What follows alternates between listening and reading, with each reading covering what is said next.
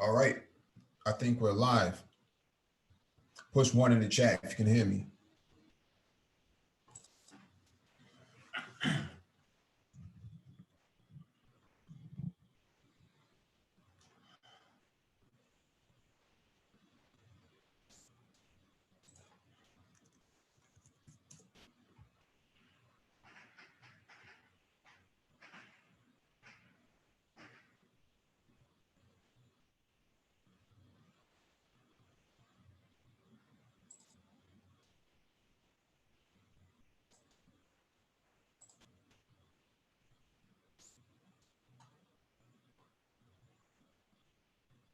All right, got a confirmation from the chat. Thank you for that confirmation. Welcome back to the Black Brain Trust. This is episode 547. Hit the like button as you come in, share the video if possible, and hit that notification bell so you get all the updates from the Black Brain Trust. Click on those posted on the community tab. If you want to engage in this discussion, there'll be a link in the chat for you to click on. When you click on the link, make sure you raise your hand so that one of us can acknowledge you and advance you to the panel. Just as an FYI, we are not certified financial planners. If you want a certified financial planner, go to cfp.net and look up one in your area. We're not giving out any financial advice on this channel.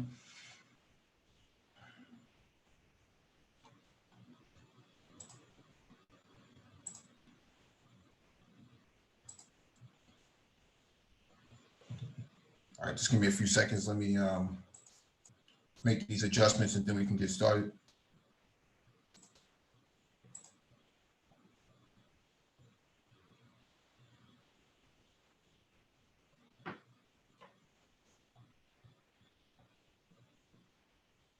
Yeah, if you're not getting a notification, let me share my screen real quick because I posted this on the community tab, which is why I tell you guys to check the community tab. Okay. I'll share my screen real quick. I posted this probably about a month or so ago. Okay, this is, I posted this a month ago. Okay, if you go to your YouTube page, it has a general setting and a mobile and desktop setting. Okay, if you hit these check marks or these enable markers, it will give you the necessary updates. Okay. Push notification updates is really how you're supposed to get your updates. Okay.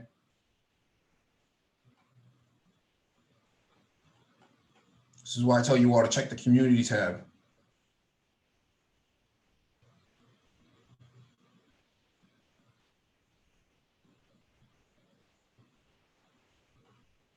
All right.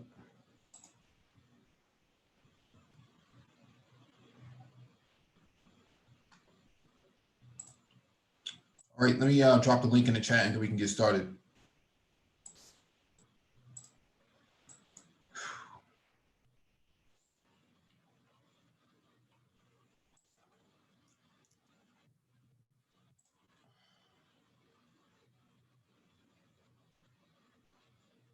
We got 20 people watching, only 7 likes. Please hit the like button if you're not going to engage in the chat or the discussion or the panel.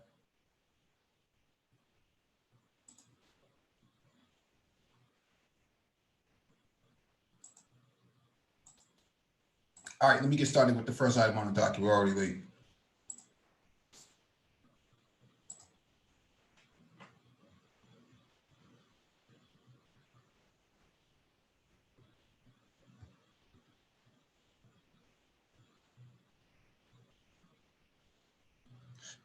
All right, this is from marketwatch.com. 2/3 of laid off workers may temporarily be receiving more money in unemployment benefits than they did from their jobs. So it's going to be interesting. Let's make some adjustments here.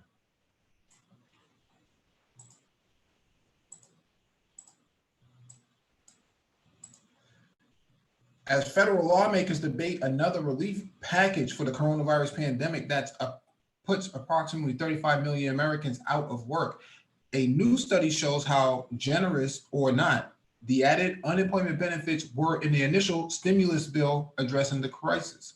Two-thirds of jobless workers would bring home more money in from their state unemployment insurance, plus the $600 weekly supplement from the federal government, than they would have on the job, according to the University of Chicago researchers. In fact, 1 in every 5 eligible workers would receive benefits that were double their lost earnings, added the researchers, who emphasized that they were taking a position on whether the temporary benefits were too much or too little. The median earnings replacement rate was 134% of lost wages. They estimated in every state, the median earnings replacement rate exceeded lost wages, ranging from 129% in Maryland to 177% in New Mexico. The supplemental $600 weekly benefit was one part of the $2.2 trillion CARES Act that also included direct $1,200 checks to most Americans and potentially forgivable business loans. The additional jobless benefits expire at the end of July. The Chicago study distributed by the National Bureau of Economic Research this week said the benefit was a substantial income expansion for lower income workers, but it pointed out that many workers might have also lost health insurance when they lost their wages. Lawmakers passed the Coronavirus Aid Relief and Economic Security Act in late March to quickly inject cash into the economy as the country reeled from the outbreak and its fast-moving fiscal consequences. Approximately 40% of all paying jobs paying less than $40,000 per year in February were gone in March, according to the Federal Reserve Chairman Jerome Powell. The country's unemployment rate hit 14.7% in April as 20.5 million jobs vanished in that month alone, according to the Bureau of Labor Statistics. The flat rate, however, could have uneven effects because the system essentially pays bonuses to some workers who are laid off, but provides no additional pay for other similar frontline workers. For example, a janitor at a still open business might not get hazard pay, but unemployed janitor could get 158% of his or her prior wage, the study said. In 2018, median household income was $63,179, according to census figures. The CARES Act authorized extra payments, but observers say that between the bureaucracy and the deluge in claims, the money might not be getting into the pockets of the eligible workers. Only 37 out of every 100 eligible workers has successfully made it through the unemployment application process, according to the left-leaning Economic Policy Institute. The researchers emphasized that they weren't taking a position on how the added unemployment benefits should offer. There are arguments for both sides, they said. On the one hand, the money provides much needed liquidity, but on the other hand, the high payout rates could discourage some from moving back in the workforce. Plenty of other people have opinions about the added unemployment benefits. Several Republicans pointed out many workers could make more money through unemployment during the Senate debate on the CARES Act. They proposed on the amendment that would pay workers their lost earnings, nothing more. The amendment failed and senators unanimously approved the bill in late March. Yeah, this is going to be something, okay? This is going to be something. People have criticized Andrew Yang, the Black Brain Trust, Black Gnostic Speaks. Oh, UBI, this is just a fictional thing. Uh-oh. That would never pass. No one would ever, what's this going to do for inflation? What about this and what about that? Hey, people are seeing up to 129% better income from UBI than their regular jobs. So explain to me, Mike, how this is a bad thing. I don't know. Oh shit! What it do, Mike? Oh man, what it do? Shit, man, shit. About to start the weekend, bro. Yeah, but people, But yeah, this is oh man. People may not go back Stick to on it. Yeah, people may not go back to work according to the article. Yeah, would you go back to work if you were getting 129% better than the wages you were getting before? Probably not. I might focus on that business I've been trying to start. I don't know. Or it depends on how old you are too. If you're a millennial, that might be a bit different of a question. If you're a boomer, you might just call it quits, right? You might just throw in the towel, call it in early. Well, you should though. Think about it, right? I mean, if there's no need for you to work, that does make that does open up the employment base, right, to younger workers who could probably benefit from those employment opportunities, and then stimulate the economy vis-a-vis their employment. I don't know. What do you think? Yeah, that's a possibility. Makes you think about all these pro-blacks who talk about reparations. This is what reparations would look like. If you were talking about cash-infused reparations, this is what it would look like. Oh, I may not go back to work. Wait a minute. Hey, if I recall, didn't we float the idea of reparations in the form of a UBI? Yeah, in the form of a cryptocurrency too. Yeah. In the form of blockchain. I mean, wait. Aren't they talking about what the Fed dollar, digital dollar, something like that? Yeah, digital dollar. Yeah. Okay. You know what? Yeah. I mean, UBI would never work. Who would really go for that? I'm a capitalist. I will always work. Yeah, right. It's a pandemic. Where you going to work? Where you going? Oh man. And I'm not even laughing, dude, because like I'm on some like super black pill nihilist, like, yeah, it's all bad. We told you so. No. Mm-hmm. We're just trying to give y'all a heads up. Right. Now everything that we as with regards to this pandemic, the things that are taking place, okay, did that ever stop moves being made from hitting the continent? Nah. Did that stop? You know, if we may have had to restructure and, you know, reorganize business, maybe like get rid of some stuff, try to like, you know, position to get into other lines of business given the current situation. But that's the whole point of having intel. Mm-hmm. So you know how to move out here. Yeah. Yeah.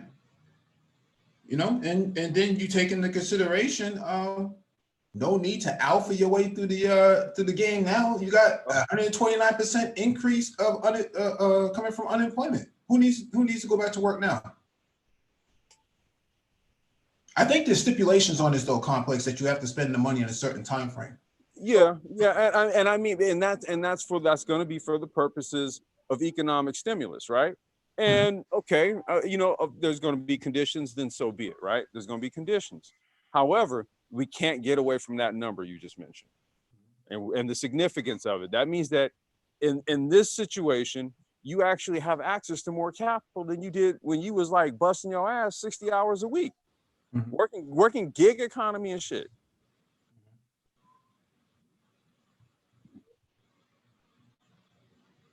Zero in the chat says, you can't do nationwide consistent welfare without printing money.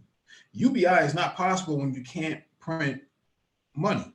Economics ruled by digital currency makes printing money impossible, so no welfare. But Jerome Powell, Box Chevy Jerome,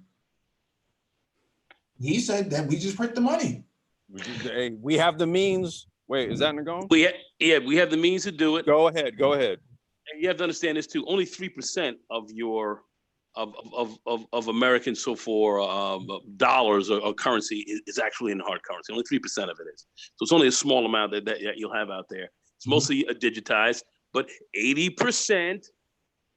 Uh-oh. What? Do we got to break this down? 80%, as it said, of all. Go ahead, Complex. You sent it over to me, so you go ahead. You break it down real quick. You go ahead. You sent it to me, man. Go ahead, bro. Man, basically, all 80% of the world's wealth is held in U.S. dollars. You want to know how the Fed has the goddamn ability to print money? Just think about it. 80% of the world's wealth is held in U.S. dollars. And we have the number one economy, so we can print whatever we want. Anytime. No, I think I understand what he's saying. I think I understand what he's saying. Go ahead, because your mic is breaking up. Oh, okay. I'm just saying, that's just kind of where we are in this right now. We can print a lot. And I think he's talking about printing money being inflationary and the whole deal. Mm-hmm. People are dropping a lot of dollars. And remember, most your petrodollars and everything else like that deal with buying oil and stuff, that's only bought in American dollars. Yeah. It's not purchased in anything else. It's not purchased in any other currency. So since we have that, as far as just worrying about inflationary aspects of the game right now, we can hold some of that back, and we can do quantitative easing. There are a lot of different things that we can do to kind of keep inflation down a little bit right now as we deal with this. But this is more of a stimulus plan, and we're expecting money to come back and to be spent and so forth. But right now, we can print up a lot of dollars, and that's where we are. Complex, you wanna finish that off? Yeah, I do actually.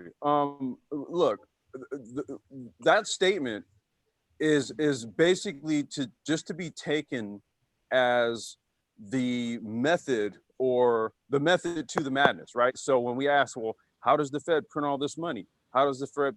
Okay, well, we can end that debate.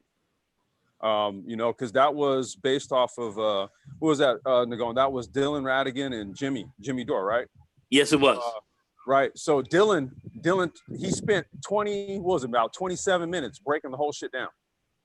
Yeah. He sure did. He like it was just like, oh, okay, so that's how they can do it. Yeah. I think some of these concerns that here's the deal. When they allotted the line of credit for these mortgages pre-2008, they just put lines in the computer, a couple of zeros in the computer, add more zeros. That's how they were able to extend people's credit to buy houses. More zeros in the computer. You want a student loan? More zeros in the computer. That's pretty much what they did. It was all digitized. That's all. But let's not really forget what the issue is. The issue is that the conservatives, Republicans don't want to see no one else besides them get any money. That's the real reason. When they did the bailout in 2004 for the savings and loan, nobody said nothing to them about that, or 2008. And now when Trump took over in 2016, who did he give a tax cut to? I didn't get a tax cut. So, and where did that money come from? It didn't come off, it came up the same way. They moved that zeros over and they say, no, these money goes to them. Well, really it comes more from the taxpayers. It really comes more from you. And that's how we're able to really, grab a lot of money and do a lot, because we have a very large tax base. But as of right now, what's going on with the Republicans and their whole ideological platform is actually being drained into calendars, as we like to say. This is being strained out because at the end of the day, many of these Republican states, red states, and so forth, are the biggest welfare recipients that you can see. So at this stage, a lot of Republicans know that they have to ultimately start writing checks to some of the people that are their constituents. Mm-hmm. And I'm not talking about the wealthy, because most Republicans are not wealthy at all. Many of them are in these red states, poor as fuck, but kind of the the white trash folks in many respects who are kind of the buffer class that are trying to, keep you from rising in a lot of respects, but they got the same problems that you have. But yet they're voting Republican and they're voting against their own interests in many respects. But at the end of the day, many of them are not faring well. And that's part of the problem. That's why Trump and these guys are trying to push this so heavily, because a lot of his constituents that actually support him are on the business end of this game here. So that's the problem. And I've seen it even written. I was looking in The Guardian. It was a couple of weeks ago. They had a state senator there who was saying we're going to have to a Republican state senator who said we're going to have to change this. We have to think a little differently now.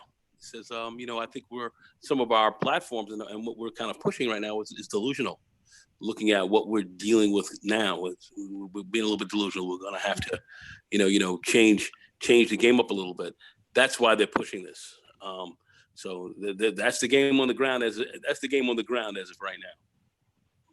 Let's go to Zero. He has his hand raised. What's going on, Zero? Yo.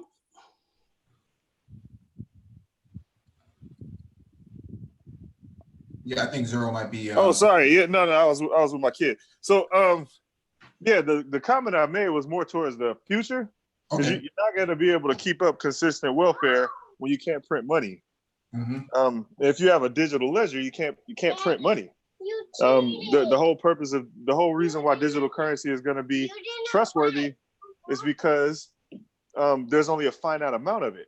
That's what makes it trustworthy. And then you can't play with the books, which is another reason that makes it trustworthy. So you can't print it. Like if you don't have it, you don't have it. So it's going to make welfare impossible. What makes money trustworthy? Well, now belief, because fiat currency is you can just print as much of it as you want to. I'm talking about digital currency. Like the reason why these coins and these digital coins, these digital assets, the trust behind those is the fact that there's only so much of it. It's going to be rare. Just like precious metals, there's only so much of it. Digital currency. That's the implicit trust behind digital currency. So one of the implicit trust mechanisms is the fact that there's only so much of it. The second part is that you can't cook the books. So those two things together make it different from fiat currency in that you don't have to believe to be trustworthy. Well, Zero. I don't know if you've maybe were in or listened to some of the discussions we did on like UBI models. So how you could so basically through a myriad of mechanisms, like let's take cannabis legalization, for example, right? Okay. Okay. Yeah, so let's take cannabis legalization, for example. So what you could do is if the government decided that it was going to legalize it nationally, and because of this, they stipulated that there's a 10% national tax on it, right? And that 10% is earmarked for a trust or a fund for UBI's disbursement. Okay, so if you have a basket or a collection of revenue inputs that go into a fund that actually back the cryptocurrency, then that's how you can have cryptocurrency disbursements. Okay, there's been a few models that have actually been put out there. All you're doing is you're taking like an automation tax type of thing or any sort of tax mechanism, and you roll it into a fund, right, where you then convert it for you can convert it for UBI disbursement through cryptocurrency. These are models that have been put out. There's been various ones. Okay, so you're just going to fund it. You got okay. That's still different than printing money. You're using something to fund it. What you're defining is something that funds it. Okay, Zero. Go ahead, Black Torch. Okay, Zero. You're talking about Bitcoin that has somewhat 17 million coins, but you're not taking into account what they do with Bitcoin. The normal user, he doesn't even have a whole Bitcoin. He has a fractional. You're talking about a 0.000 point. They can continue that to infinity. So the mathematics allows you to expand the Bitcoin use, and not even talking about that. They got Ethereum, they got Litecoin. So I'm trying to understand on what if you're focusing only on Bitcoin, you're not No, really no, no, no, wait, no, no, let me no. finish. Let me No, finish. you have something wrong right now. You're Okay, saying what I have wrong? You're saying I'm focusing on Bitcoin, and I'm not. I said digital currency. Right, but I give you an example. You said it's only finite. Okay, what is the limitation on Ethereum, the amount of coins you can generate? I don't know what the limit But on. that's my I point. think the You're limit is making a like statement. 20. Wait. It's You're like making a 21 statement, billion. but It's not like based 21 on the only billion. one. Wait. You're making a statement. The only one we know that has a limitation is Bitcoin. So I went to that to discuss with that with you. Now, when I asked you about the other coins, you say you don't know. So therefore, how can you make an intelligent argument I and you're can not find based it out. on Oh facts? my God. Let him finish. Okay. The fact of the matter is they do all have finite limitation. You can only print so many of the coins. This is one of the rules of even making digital currency. Okay, so I'm but not then there's wrong also- on that. I understand the fractional. You can put decimal points behind them up to like 10, I believe. I don't know what the exact number is. So I understand that as well. I get what you're saying. But what you described, Complex, was literally funding the welfare, which is different. All I'm saying is the way we do it now is we just print money out of thin air. Well, no, what I'm saying is there's also commodity-based crypto models. Okay, so Okay, so I'm saying like we're looking at various models of application. It doesn't necessarily have to be. I mean, you could have a crypto based on agricultural production, having it commodity based. okay, You know, I understand what you're saying. I understand what you're saying there. This is the thing. All I'm saying is, with fiat currency, you can print money out of thin air. Yeah. If you're gonna fund it the way you described, it doesn't matter what mechanism you fund it by. The fact of the matter is, you are funding it. That is different than just printing the money. That's my whole point. When we go into this minutia and shit, I get it. I understand that. And what the other guy was trying to do, I don't know what the fuck you're trying to do, but I can tell you what I was trying to do. You were questioning me on the limits of the coins and what because you said that there was a finite the coins number. By design, they're designed to have a finite limit. I understand that part of it. You questioning me on that didn't even make any fucking sense to the conversation. All I'm saying is fiat currency, you can just print money out of thin air. The model that Complex described is a way of funding the UBI. That's different. Wait. There's a bit of a that's caveat. different.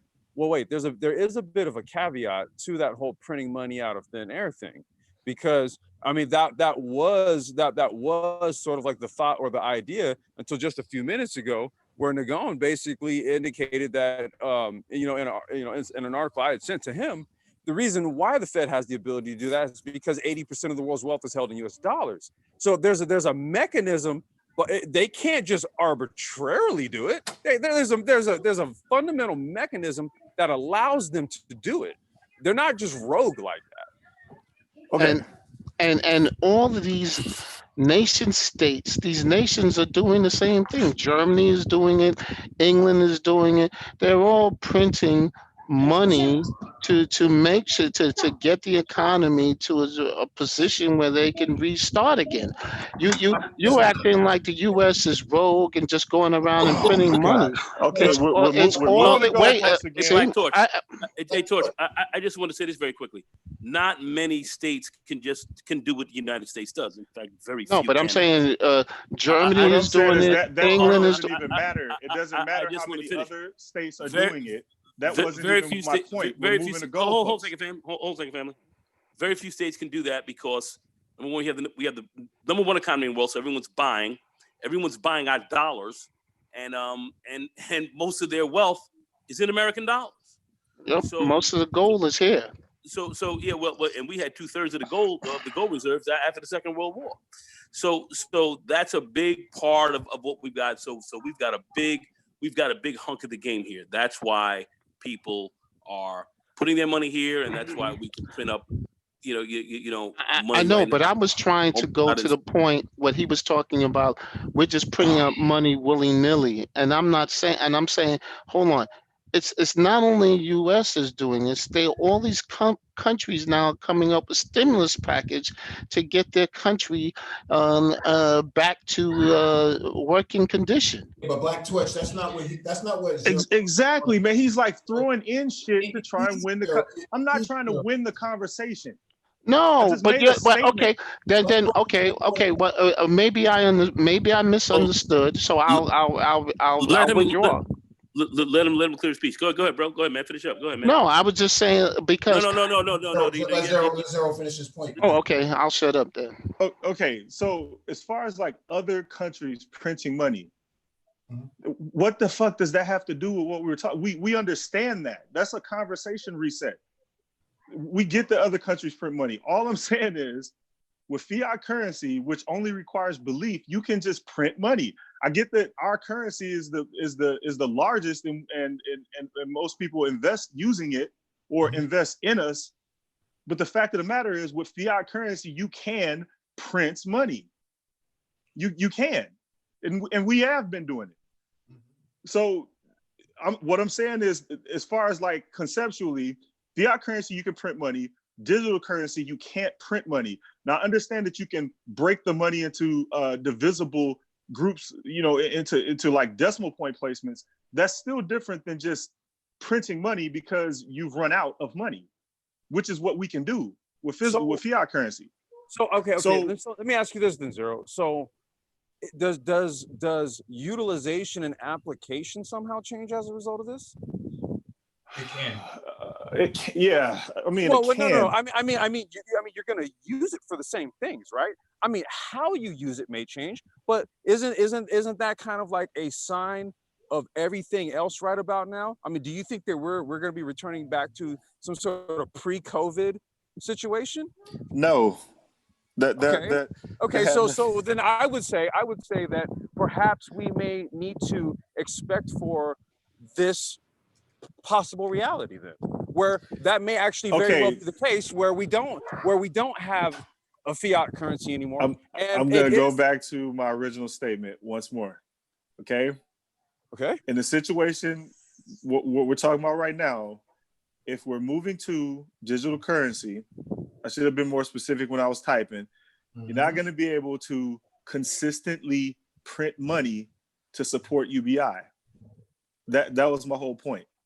You can't consistently print money to support UBI, especially on a nationwide level. You just can't do it. Now, as far as like the other models where you can actually fund it, then yeah. I just wanted to ask you, if we're going to do UBI, where would that UBI money be drawn from? No, again, I don't care. My thing was, you can't support it long term. Hold a second. You're saying we can't support it long term. I'm going to ask nationwide. I'm going to ask the question one more again. Okay. Where would the UBI money be drawn from? Again, you could use Complex's model where you draw it from it being funded. You can tax it. You can. It could also be drawn from the same source that you put digital zeros in, and then they go to a printer, and then you can use that same system. I think what Zero is referring to is a digital dollar, right? You can't print physical fiat to the digital dollar. It won't work long term. He's right in that aspect. It won't work long term. I mean, if he's talking about long term for where UBI is going to come in, UBI really is supposed to be kind of a stopgap measure for right now. That's my point. There was never any application. And again, that was my point from the beginning. That's what UBI is supposed to be. But that's what I kept stating. So as of right now, that's coming out of the United States Treasury. All right. As it comes out of the Treasury, what can we do ultimately at the end of the day? How are we going to pay this out? All right. We can pay this out right now as long as the system that we have in place right now continues. As long as people are buying our dollars, as long as people are putting most of their wealth in the American dollar, as long as the petrodollar is the dollar the way it is, that system starts to change. I mean, we'll see some differences. I want to keep it simple because, I know, we can get into some of the complexities here, and I just want to keep this very simple as of right now. It is simple. I mean, it is simple. Who owns the majority of Bitcoin? China. Well, I would say what it is, governments do. Well, when he says China, he just means the government, so not the actual Chinese citizen. Oh, okay. Well, yeah, governments do. See, so when we ask these questions, well, long term, I would posit to say that some years ago, behind the scenes, the governments were kind of working on this whole crypto thing. So I would say that the UBI thing is just that. It's a stopgap, because in the foreseeable, we're not going back to a pre-COVID anything. Mm-hmm. So a UBI is what is going to be necessary for a time like this. Now, how the crypto thing comes out of this, that remains to be seen. Right. Now, again, I should have been more specific when I wrote it, but I kept repeating long term, which is what Nagone finally alluded to. You're not going to be able to support it I'm going to say again, long term, it's not going to happen. Because you can't print the money. If we're going to a digital currency, we can't print the money. If we're talking UBI, it's not supposed to be a long-term permanent thing. We have some. But that's my point. We have some long-term permanent UBIs here. We have, in essence, you have your Social Security that you get at a certain age. You have your but that's taxed. You have your Medicare and so forth. I mean, so we have those are taxed. So we have our UBIs here. But still, these are if you're not working, let's just say, and you've retired, since our tax system has paid into that. That's why you get a tax statement or a Social Security statement sometimes with your Social Security number on it and what your what your Social Security will look like with all the work you've done. They send you a statement, every year, every so forth, where you see where you've paid into it and what you're going to be getting back, what you're going to back out of that. All right. So we see how that's going to work. Those things do work. That's how that works. But if you're going to look at a long UBI, just for everyone to hang with, we're saying we're not going to have that. It's a stopgap measure. He's saying Social Security is a rudimentary form of it. It is not a fundamental UBI. It is a rudimentary form. It's a basic UBI that we have that people get after a certain age, after retirement age, after 65. The closest UBI that we have is the what happens in Alaska. When you're born in Alaska, no matter if you're working or not, you get a certain percentage of the oil revenue. That's the closest we got to a UBI. Well, no. We have a UBI under Social Security. Boom. That is it. No. I'm saying that's not taxed. Those are taxed. All your professors will say that. Now, as far as, once again, if we're going to talk about UBI long term, this is not for what we're dealing with here right now. This COVID thing and how it's not supposed to be forever. It's not supposed to be this is a stopgap measure until we get the economy moving around and people can get retrained and do certain kind of things and get back into the economy. Our country is doing a pitiful job at doing some of what we're going to need to do to get people back on track. But technically, no. This UBI is not supposed to last forever. But Andrew Yang and these guys said this is something that that we should have literally for perpetuity. This is what he was talking about. So, right. A robot tax is what Yang had put into a model for UBI. Basically, you're saying it's taxed. Well, shit, where do you think it's going to come from? Money has to exchange and circulate somewhere. It's a tax that's applied, it's levied, and then it's put into a fund. It's paid out through a UBI disbursement. Yeah, I think Zero made his point. I think Zero made his point, and we'll just move on to the next article. Yeah, this is from thank you, Zero, for No problem. All right, next item on the docket is from CNN. Big chains file for bankruptcy every week in May. Here are 6 of them. Gold's Gym. I didn't realize Gold's Gym filed for bankruptcy. Gold's Gym. Yeah, goals and 24-hour fitness on them. Yeah, bad. Yeah, I'm Gold's, sorry, Mike. Go ahead. Gold's Gym said in its May 5 filing that the virus has affected it deeply and in many ways, which includes the temporary closures of many of its 700 global gyms. Filing from Chapter 11, bankruptcy protection will help it emerge stronger and ready to grow, the statement continued. The 55-year-old company intends to exit bankruptcy by August and said it is absolutely not going anywhere. Gold's did shutter 30 locations in April, but it doesn't intend to permanently close any more gyms. I find this interesting because usually when you file for bankruptcy protection and stuff like that, you're already swirling down the toilet anyways. I don't know. I don't know how. I've never heard of a company filing for bankruptcy and coming out of it strong. I can tell you. I can tell you what they're talking about. They're gonna cut some of their locations. They have a certain amount of cash reserves on hand right now, but what they're trying to do is work their deal and kind of beat their creditors, to be quite frank with you, so they don't have to pay. So Chapter 11 reorg. So what they're trying to do is kind of cut the creditors back. All right, they don't have to kick out a lot there. Wait this thing out. They're using this as kind of as a waiting method. The cash reserves that they have there right now, they're going to come out, use that, ramp up, do more advertising, get more people in, and because people are going to be starving to get back. People are going to be starving to get back into the gym, just like me. I'm over here starving to get back into the gym. They're going to be starving to get back into the gym, and they figure as soon as we come up with a couple, just in this goose up a couple of our prime locations and get them gold plated, if you will. Put up the money that we have, we'll pay the creditors with it, but we're going to increase our presence in the area that we have in some of the top areas that we have right now. Make sure we're looking great. Open back up. People are like, oh, this shit's the bomb. They'll come falling back in there, and they'll be back on their feet again. They're going to be back rolling again. That's what these guys are really talking about.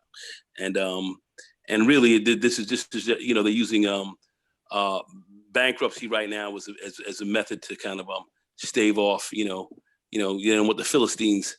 In come the Philistines, and it's over. They don't want that right now. So they're trying to stave them off, and then they'll be able to pay them down as they get back healthy again, as they get people back in the gyms, working out and buying swag and everything else like that, and get back to their model, of which I think they're probably right about that. They're probably right about that from a business perspective. I can see. I saw a video this morning of one of the famous YouTube fitness guys on it, and he was in the gym with a mask on his face and PPE, and seeing all these people just walk around with all this PPE on them. And I'm like, brassieres and mask on. I'm like, come on, this is not the way to work out, man. Nah, man. Nah, shit is crazy. Shit is crazy, man. That ain't the way to work out. You know, how you gonna sit here and get live with a mask on your grill? Just with silicone gloves on and shit. Like, I don't know about this, man. Yeah, it's kind of whack, but people are starving to get back into these gyms. So the gyms are definitely going to have a resurgence when they get to open up again. People start dying after that, then they're going to close and they're going to be getting really hurt. But when the gyms open up, people are going to be dying to get back in there. I mean, people are going to be dying, but people are going to be dying to get up in there. I'm going to say that. Yeah, that's the thing, man. I was out this morning doing some calisthenics, man, like 7:15 this morning, and it was crowded up there. Yeah. It was crowded at the playground, man. People were walking around, jogging and running and hitting the bars, man. You have to wait till the next guy get off the bars and then wipe it down. It was crazy, man. I don't know if reopening the gyms with a certain amount of people to get in at a time, because you can only have like less than 20 people in the location. I don't know if people are going to be waiting outside for that, man. Man, they're going to have to make it to where you book your time. Something. Yeah. I think they are. I mean, my gym over there, Mount Vernon Barbell, they're I'm still paying my monthly fees over there just to keep pay the fees. And these guys, they're asking people to pay the fees, and I'm paying also some fees at another gym as well. So I'm paying, well over $100 a month just for gyms that I'm not even using. It's pretty funny, but yeah, people are paying fees just to make sure that their gyms can at least stay on their feet. So when they open up, people are going to come busting in there, man. So speaking specifically about Gold's Gym, their plan is fairly, it's a fairly sound plan that they have. They're using bankruptcy as a way to kind of keep the keep the Philistines from running into the temple and tearing the joint out the frame. They're trying to keep them off, stave them off, and that's a smart move for right now. That's how you use bankruptcy. Yeah. All right, Hertz. We already know about Hertz. I won't go too far into that right now. JCPenney ain't worth nothing but a penny right now on the stock. Yep. We knew that was going to happen to them. J. Crew, I don't know who's still rocking that. Neiman Marcus. These retailers were already choking pre-COVID anyways. Now, it's good night, Mary. So, well, a lady friend of mine, she's a Neiman Marcus quasi junkie, so she's trying to do a lot of online stuff there. So, it's kind of wild. But I thought Neiman Marcus would at least hang out because they have a lot of people who are kind of dedicated to that store. But wow, seeing them kind of go into like this is interesting to see. Wow. All right, this one is from BusinessInsider.com. Rental cars may be about to flood the used market as companies like Hertz go bankrupt. Here's why they are a great value for shoppers. I'm kind of looking at this. I'm liking that Benz right there. I'm in the market. A complex. The Z06s out there. Yeah, but Hertz doesn't have Z06. Yeah, Hertz doesn't have Z06. Huh? Hertz doesn't have Z06. Yeah, Hertz certainly does. They certainly do. No, if you look on their website, it's not there. They were selling them off. They sold the Z06s. No, they never had them. They never had them. I've always rented cars from Hertz. The last 6 months, and they've never had a Z06. Are you talking about Z06 out where you are? Because out in Cali and a lot of places here in New York, they have.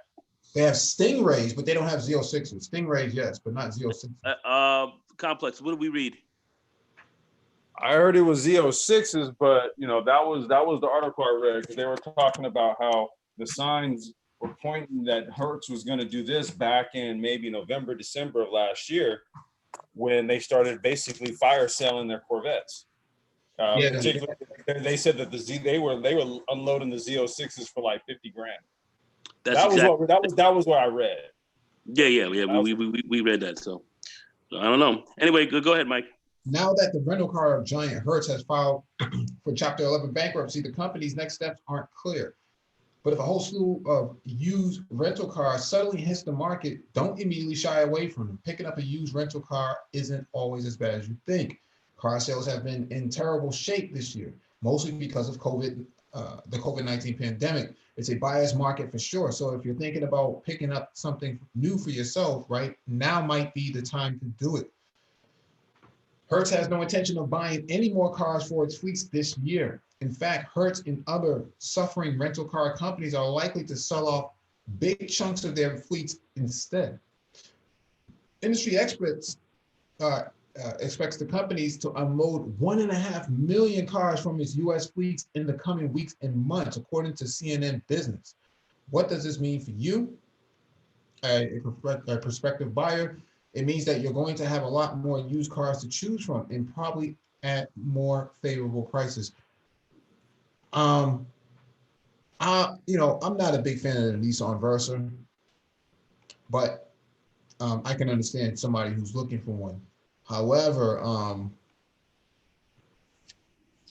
I rented one of those one time.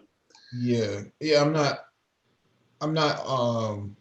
lining up to go buy a Nissan Versa or something like that. But you know what this is going to do? Because Zipcar doesn't have this issue, at least to my understanding. They should have, here it is right here. For example, Hertz recently put some yellow 2019 Chevrolet Corvette Z06 is on sale for nearly $20,000 lower than comparable 2019 Z06. There the Z06s, there it is.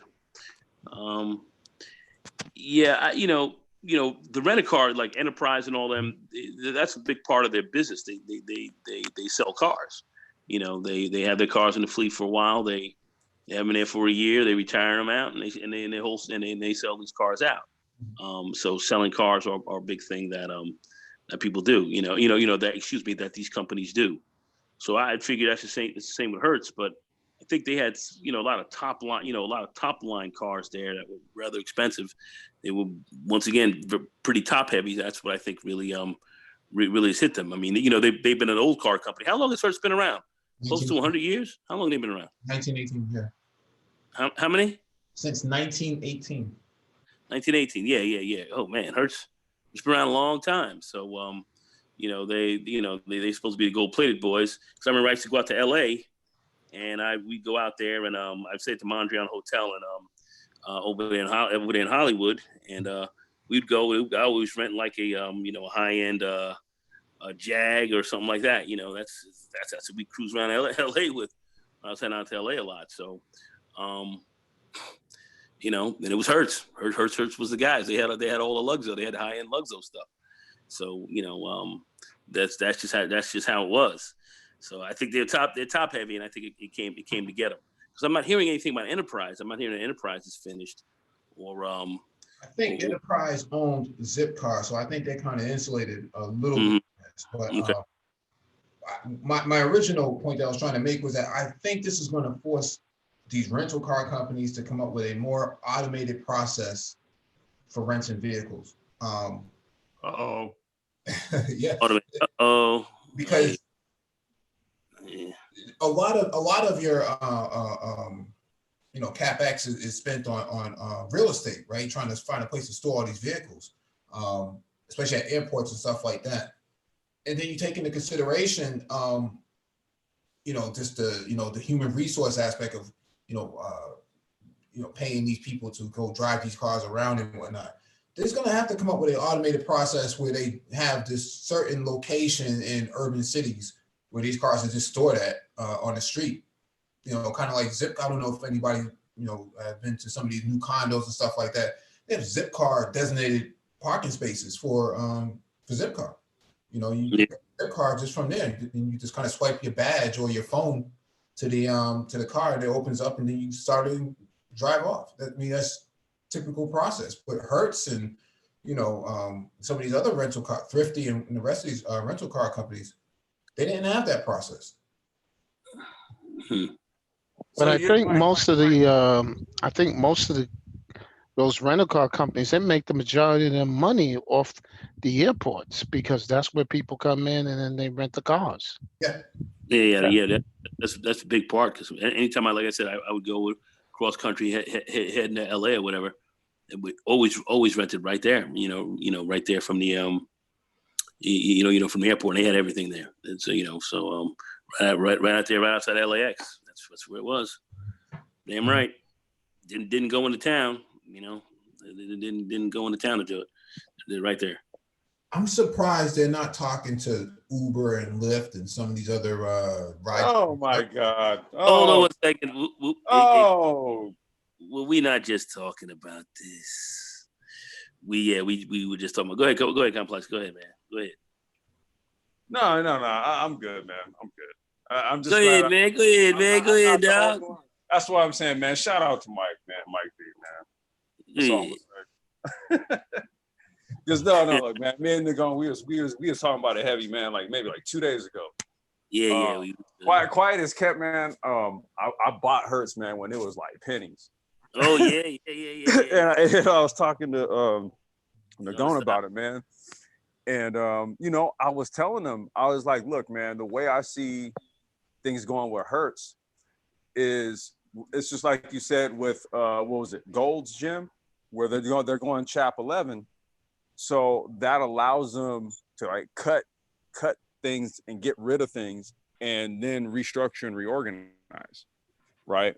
And I told Nagone that I see Hertz basically going tech and basically doing something like you just said, dude. That's why I just sat there and I was like, see there?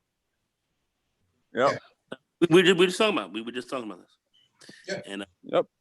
Yeah. No, I mean, there's apps out there, Lemonade and so on and so forth. You can actually connect, a car through Bluetooth and basically rent it out or at least ride share it out. There's a lot of opportunity that can come for it, but I was making the point about Lyft and Uber as a lot of the drivers for these companies need vehicles, need quality vehicles instead of riding around these beat up vehicles that they have. It's just interesting. It's just interesting. Just a little slight off topic. When I was in Kigali, as old as some of these Toyotas was, these things were impeccably clean.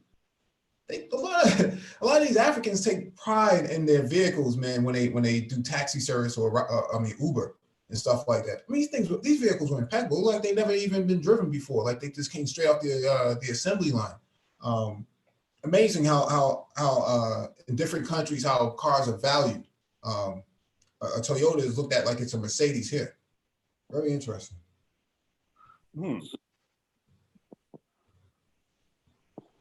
Very interesting. Let me jump to the next item on the docket.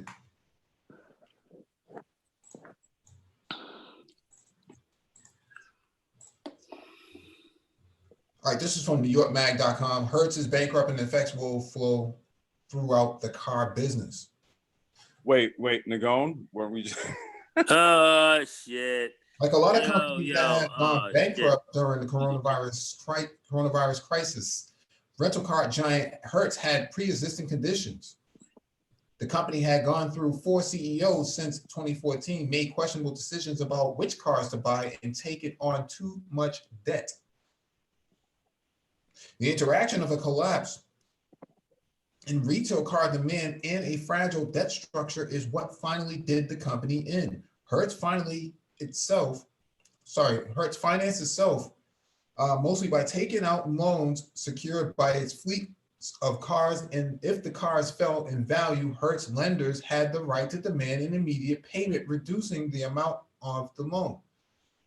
So it was still comfortably covered by the car's now lower value. Because of this crisis, used car values and sales volumes fell right as Hertz lost most of its customers. And Hertz had no way to come up with the payment its lenders were entitled to. Thus, Hertz filed for bankruptcy. The bankruptcy filing has started a 60-day clock during which Hertz secured lenders must wait before they can foreclose on the 400,000 U.S. cars that were financed through such arrangements.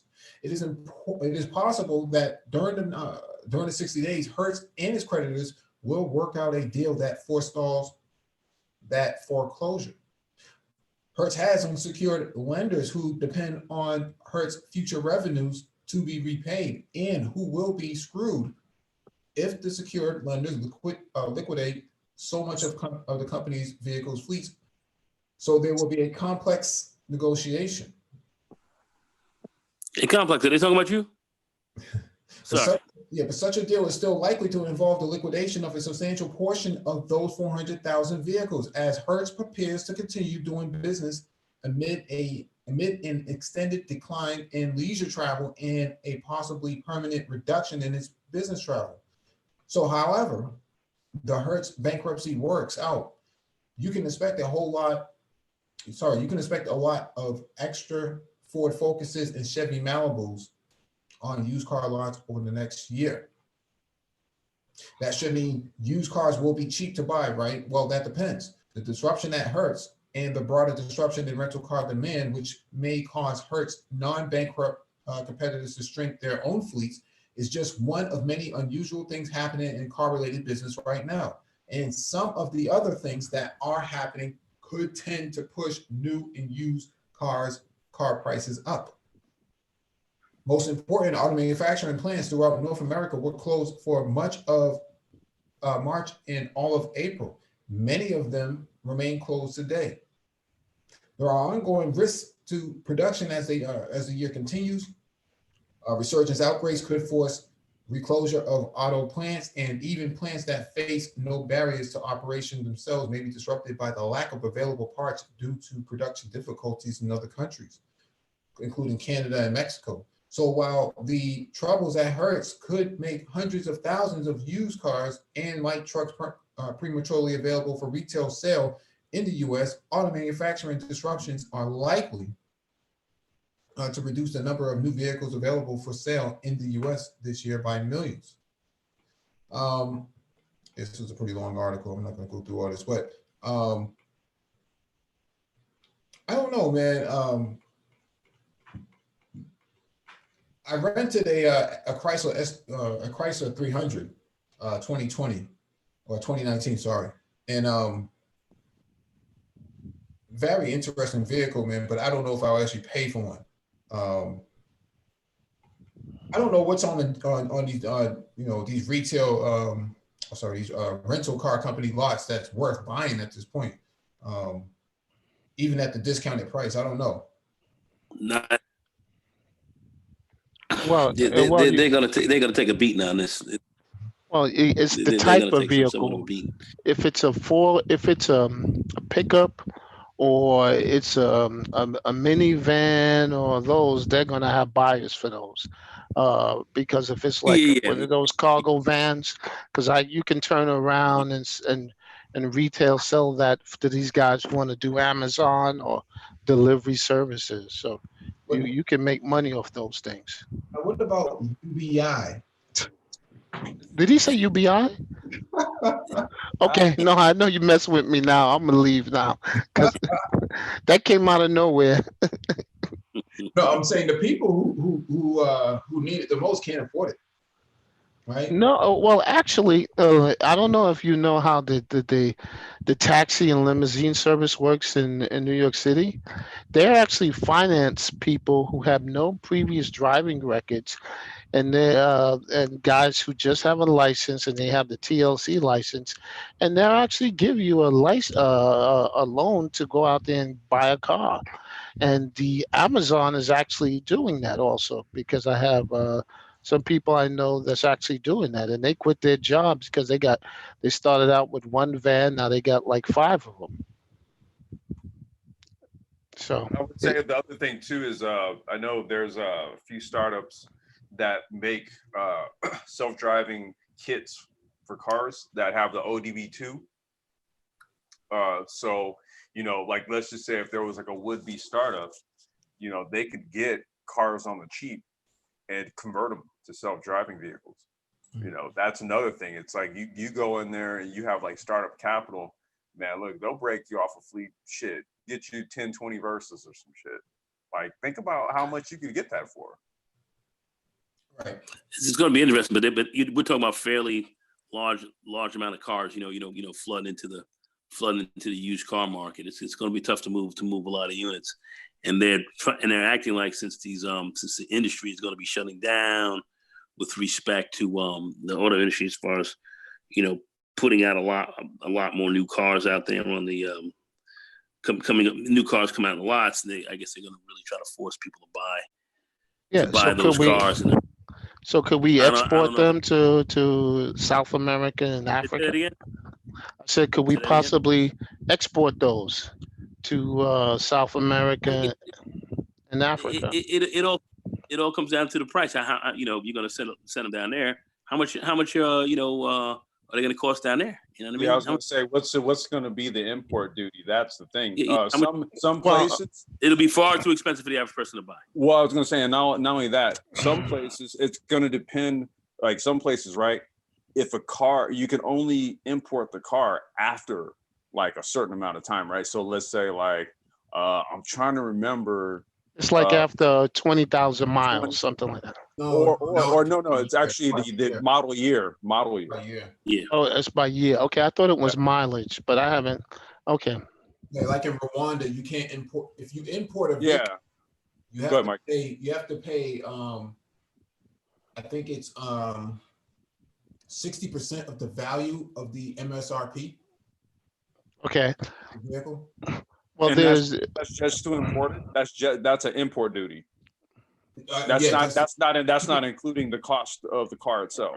right. But those, when you do a direct import, when I was in Benin, Benin had a whole lot of cars that were past those expiration, and guys came from Nigeria, they came from these other countries and bought cars there, and they brought them back to their countries and didn't pay any of those things. So you know how it is. It's there's ways around that, you know.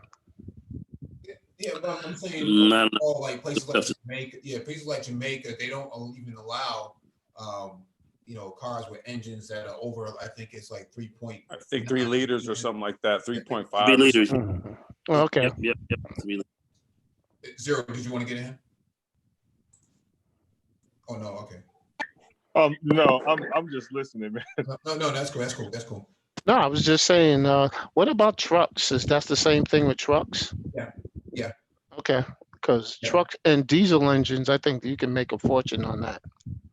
Yeah. Well, they're big diesel engines too. So some people are looking to keep those big polluters out of their places as well. Yeah, because they signed up to the Paris climate change agreement. That's right. Yep. To reduce pollution, so some of those vehicles won't be able to be. They're gonna have to junk those anyway. Yeah. Yep. Yeah. I think the only cars you can really pass through without any problems at this point are electric vehicles. Right. Good luck trying to find a charging infrastructure out there, some of these places. So unless you have some kind of solar panel set up to charge a vehicle, a lot of these places are just not ready for it. So let me jump to the next item on the docket from the Hill. Andrew Yang discusses his universal basic income pilot program. Here we go. Entrepreneur and former Democratic presidential candidate Andrew Yang, I call him Young, sorry, it should be Yang. Yang on Friday talked about his nonprofit Humanity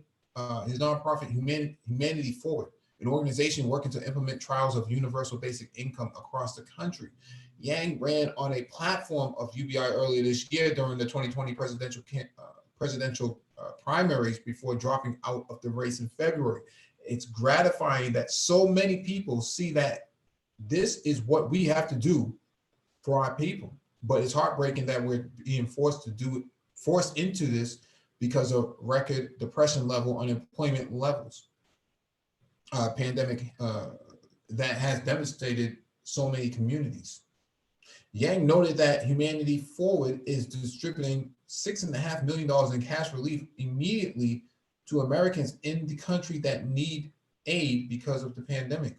The former presidential candidate also said that the nonprofit has launched a pilot program in Hudson, New York, where 20 people will receive $500 a month for the next 5 years. Only 20 people in Hudson, New York? Why didn't they go to Harlem? Yeah, he didn't put me down.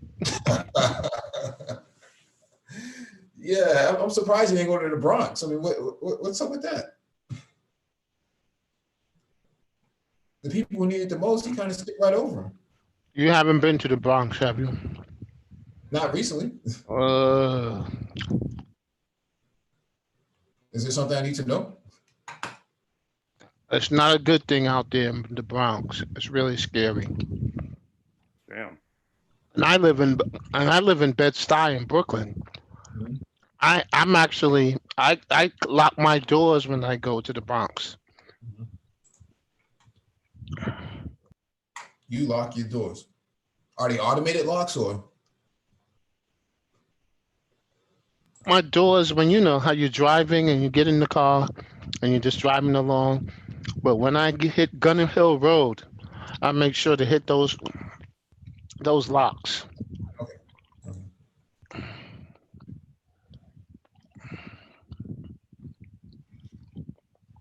All right. We move on to the next item on the docket.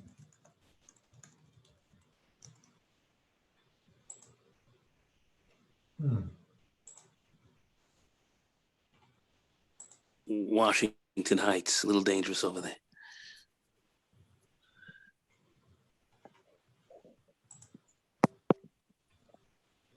Yo, I'm missing the item on the docket. I'll take Washington Heights over Gung Hill Road any day of the week.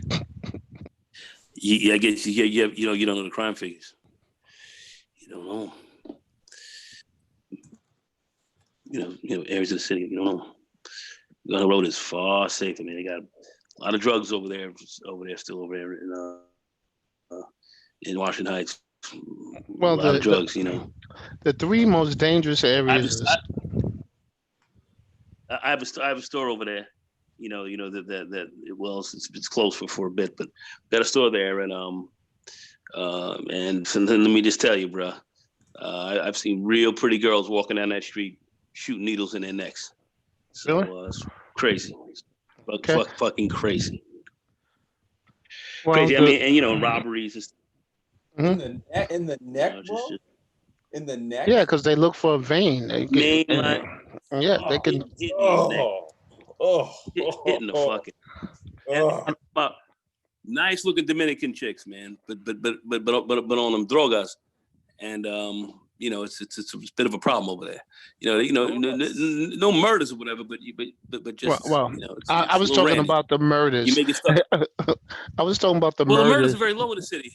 The murders Well, are very low in the not city. not in two areas, Brownsville and the Bronx. Last year there were two. I know the crime figures very well. Last year was 260 murders or so, 270 of the lowest, very low murders, family. Very, very, Yeah, and very half low, of them very, were very in low. Brooklyn. Isn't that where David Monroe was? I'm not going there. I'm leaving that alone. All right, let me get to the next item on the docket from seekingalpha.com. American Airlines, the first to go under. Just like United Airlines, American Airlines is in the midst of a liquidity crisis. Despite the weekly increase of air traffic, we are far away from the recovery of air travel, and it will take years before we return to pre-COVID-19 levels. The consensus now is that the traffic will be down around 50 to 80% this year, and this leaves airlines in a dire situation. American Airlines' latest earnings results for Q1 were just the beginning of what's to come in Q2. While its revenues were down nearly 20% year for year from January to March, the decline rates of its revenues will be considerably worse from April to June. By burning $50 million to $70 million a day, American Airlines will not have enough resources to outlive this pandemic.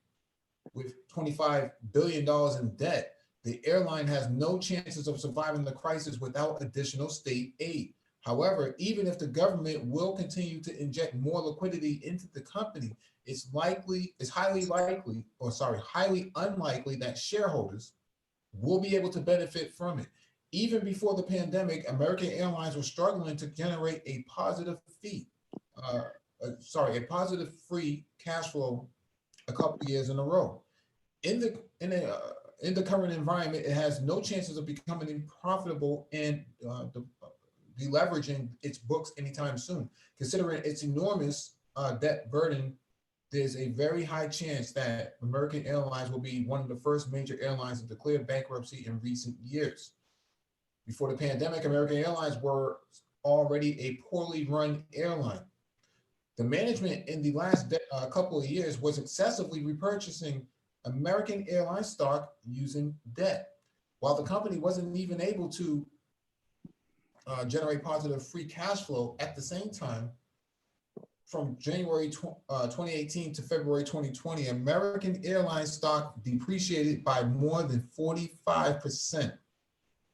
While we've experienced one of the best economic booms in history, as we're currently in the midst of a pandemic, there's no reason to believe that the same management that failed to create value in the last couple of years will finally be able to get it right this time.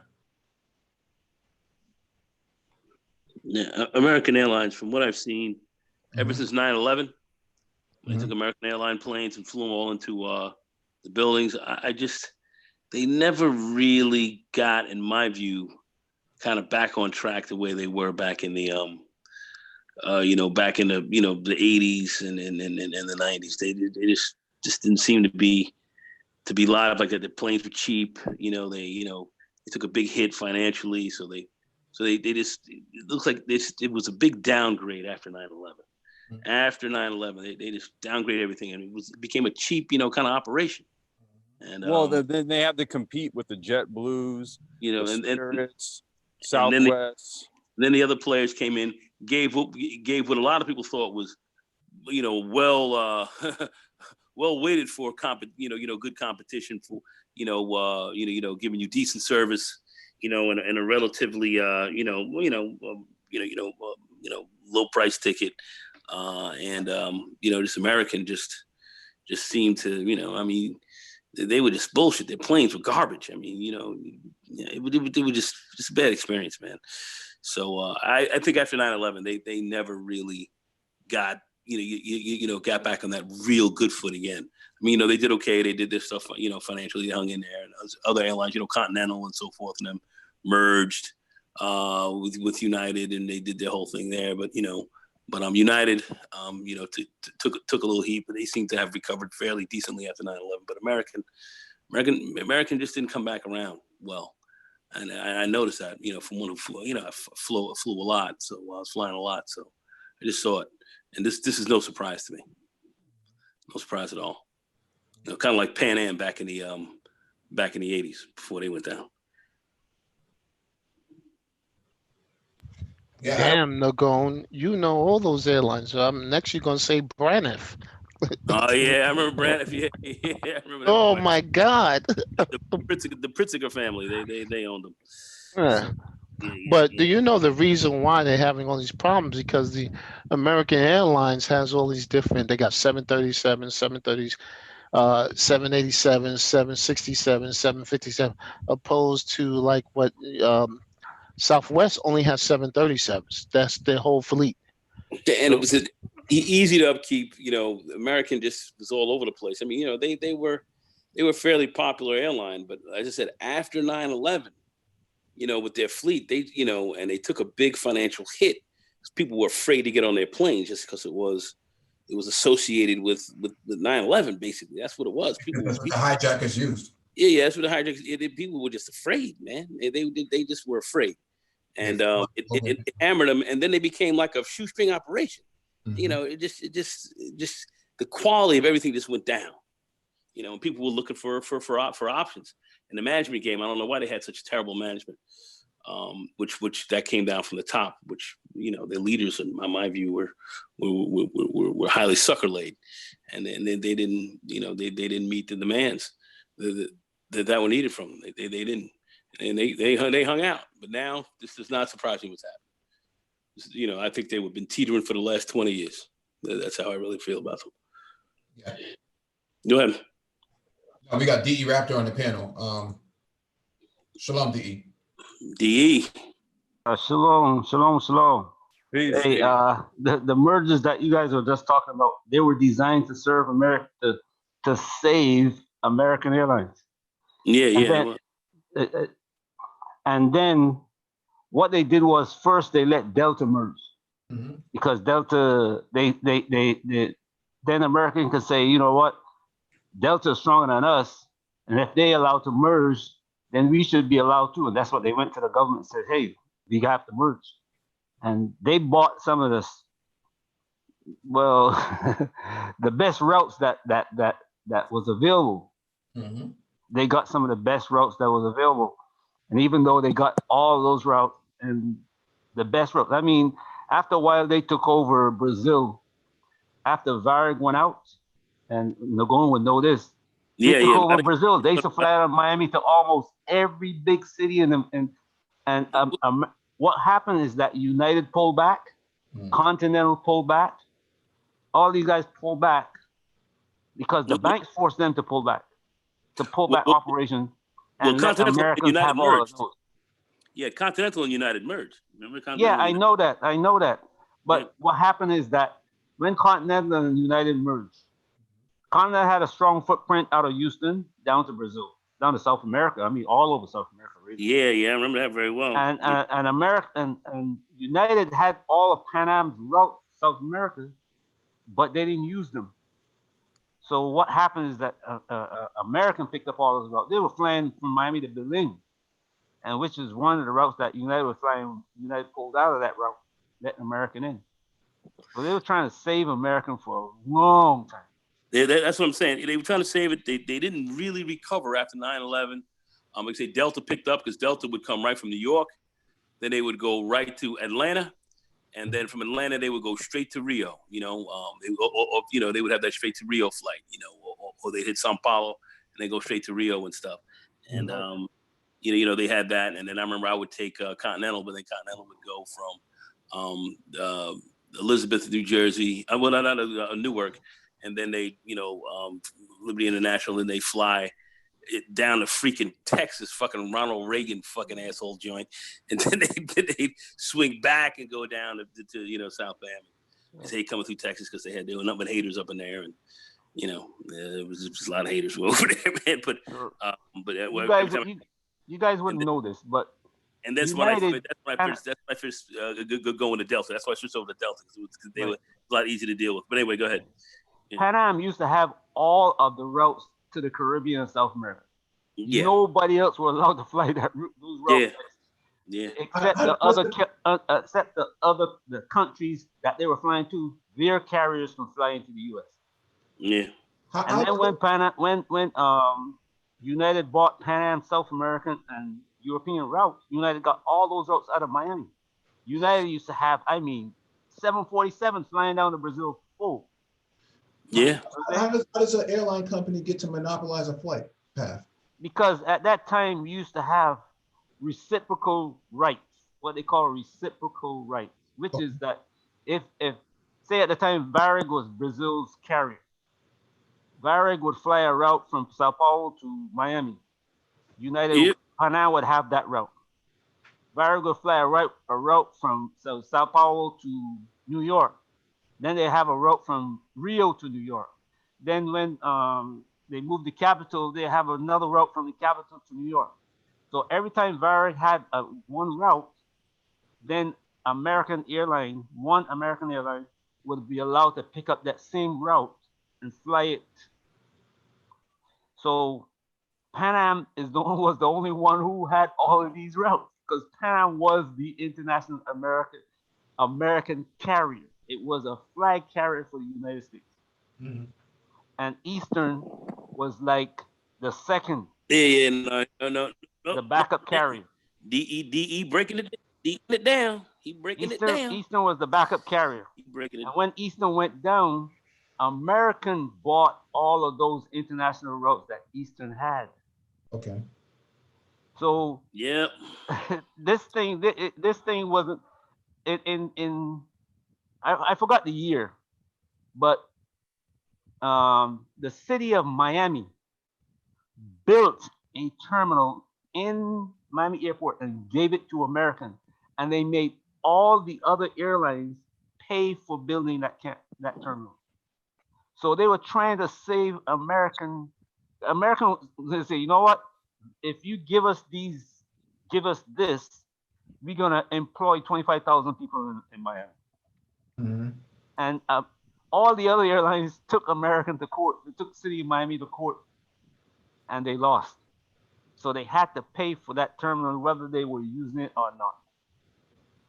And United, who used to have all the South American routes, United got upset and pulled out of Miami, leaving Continental now to fly all those routes.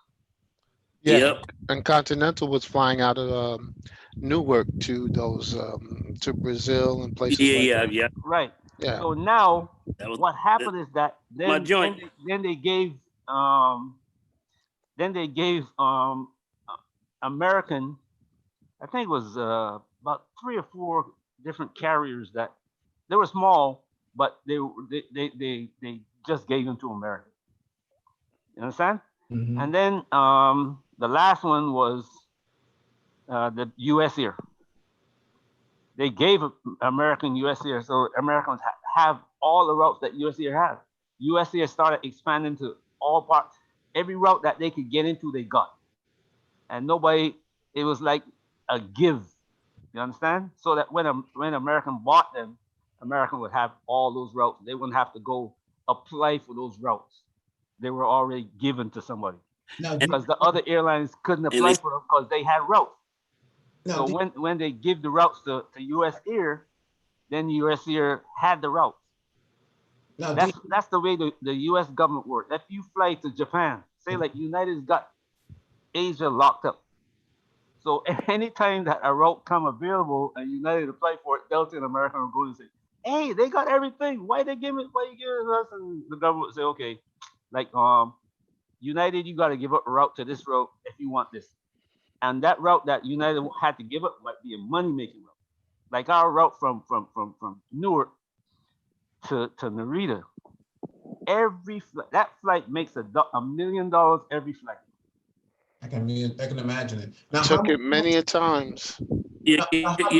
Go ahead, Mike. Yeah, no, I was just gonna ask DE, how much do you think Spirit Airlines makes going from Seattle to North Carolina?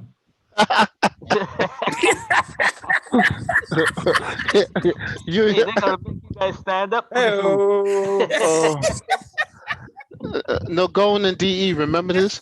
Varigi Vo 007 to São Paulo.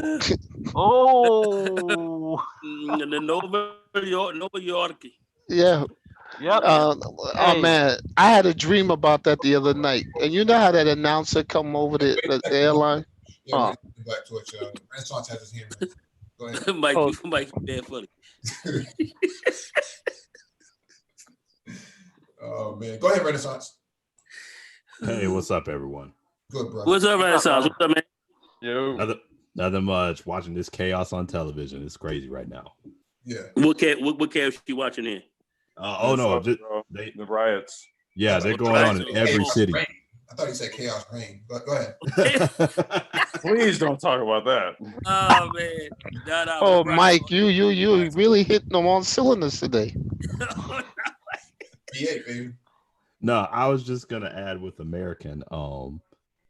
Personally, I know a family friend is a pilot there, and I know they're not the best employer. Like they were saying that like if they lay you over for a flight or anything like that, like you have to find your own hotel room.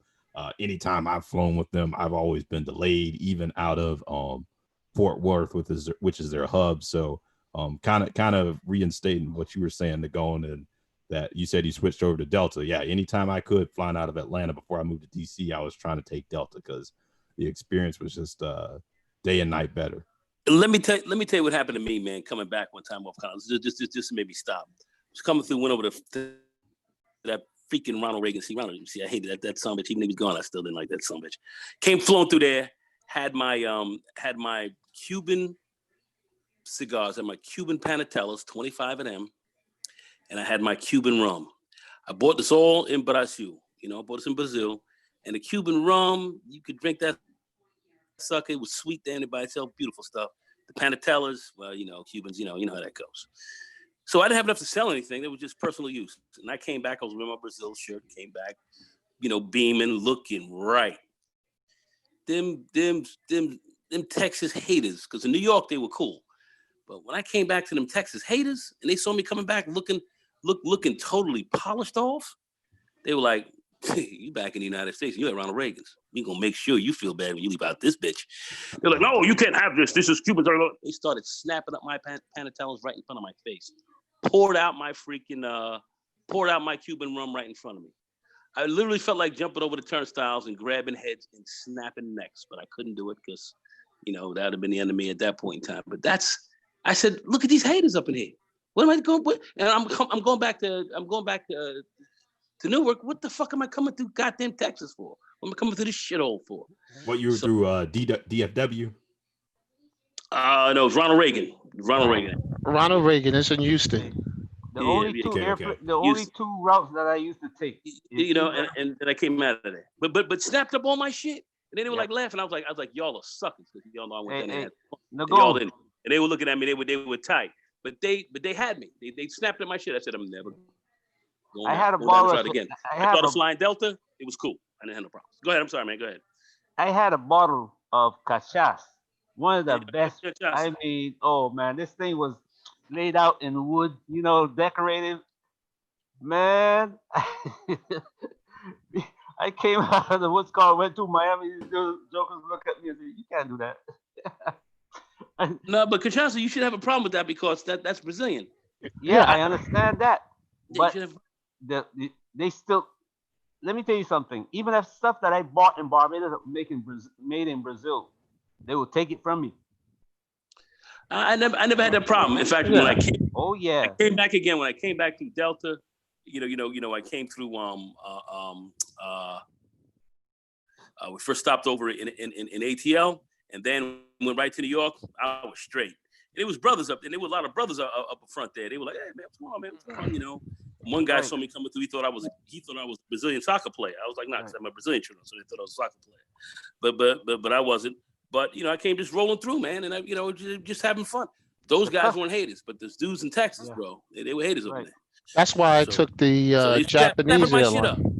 Yeah, I took the Japanese airline the last time I came from Brazil up to New York, and I had no problem. I had over amount of alcohol. You're supposed to have 4 bottles. I had like 8 of them shits. Yeah, there's some places I that they will do it. If you come to New York Some will or do it, DC, but most of the time they don't bother you. They don't. If you come In to TAM, Atlanta and Houston, and shoot, you get in trouble. Miami, I you flew get in TAM trouble. Airlines also out of Brazil. Yeah, let me. You kind of right about that. You kind of right about that, DE. Yeah, you kind of right about that. And I took TAM coming back through. It was actually direct coming actually through Rio to New York. That was one of the few direct ones that I had. TAM Airlines. This is a Brazilian airline, and I had no problems with that either. So I would always try to do that. But I made sure after the snapping of my Cubans, I said I would never go through Texas again. Anything that's got Ronald Reagan on it, I'll burn it. So I ain't ever going through. I ain't been through there damn it in 15 years, and I ain't never going back through there again. Ever. Let me. I'm surprised. Item on the document. This says next item on the document from zeroheads.com. 18 million jobs at risk of permanent loss. What happens to small businesses when the bailout money is spent? American small businesses are going to bear the brunt of the COVID crisis, and they employ 47% of the entire U.S. workforce. Some will bounce back quickly, but accommodation, food services, and retail will not. There are 18 million workers attached to small businesses there. Bottom line, at this early point in the cycle, large businesses have to find their footing because that's what will set the floor on small business activity. The sooner that happens, the sooner small business America can start to recover. So there's a chart here.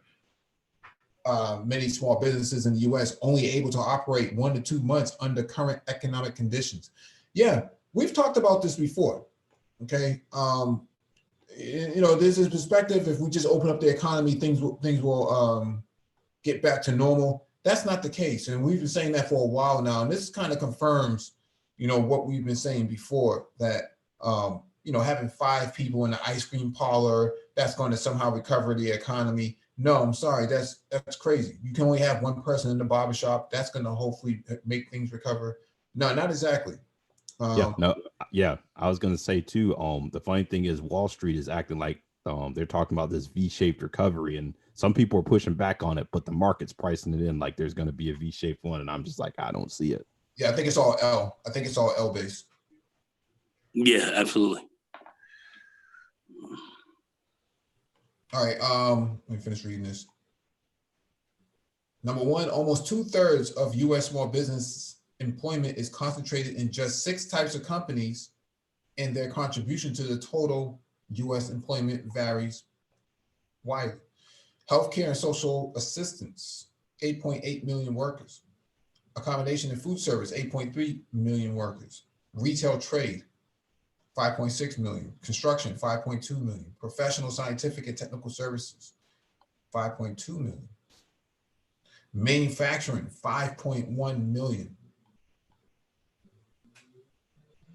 Is it me or those numbers? Is that the correct numbers? That's what they pulled from. Because that's more than 100%. That's all I'm saying. Yeah. All right, the takeaway in terms of overall U.S. labor market trends, small business employment in these 6 sectors is responsible for 30% of American jobs. So these are the industries to watch in the coming months as the country reopens.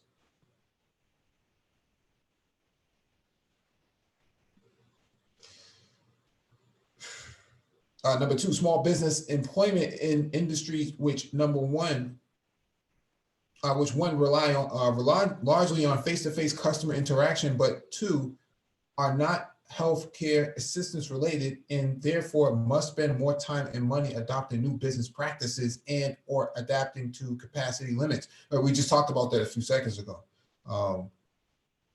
Having, 1 person in a barber shop, 5 people in the ice cream parlor, little things like that are not, small traffic like that is not going to generate business at all.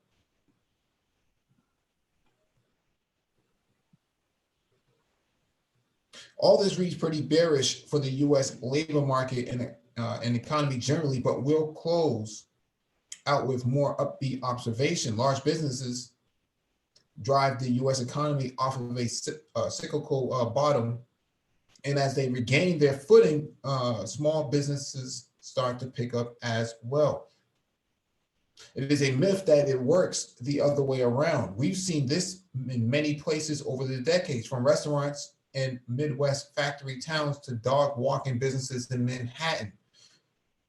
Large operations, by dint of scale and scope, do the first rehiring and spending once a recession ends.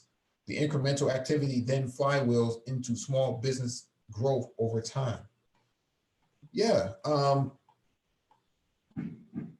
they're going to be impacted for quite some time. I mean, the airlines are burning, $25+ million a day.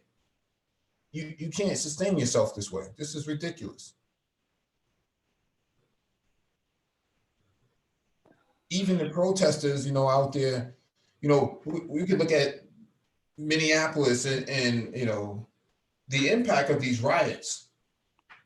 A lot of these small businesses were already closed because of COVID. Now you want to jumpstart the economy in a city where a good portion of your businesses have been taken down because of the riots during COVID.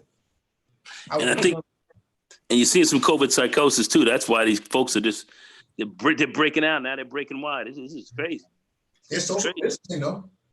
They're social distancing. Yeah, guy has to stand 6 feet to throw that Molotov cocktail bomb. So. Damn.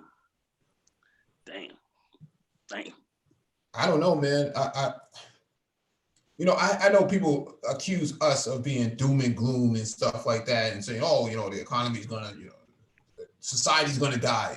Society is finished.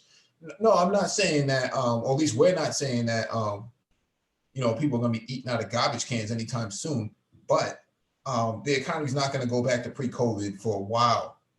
If American Airlines and some of these other airlines and rental agencies and stuff like that, your large staples that generate value in the economy are hurting, and they're saying that these markets are not going to recover for a few years. What does that tell you about the smaller businesses on the ground?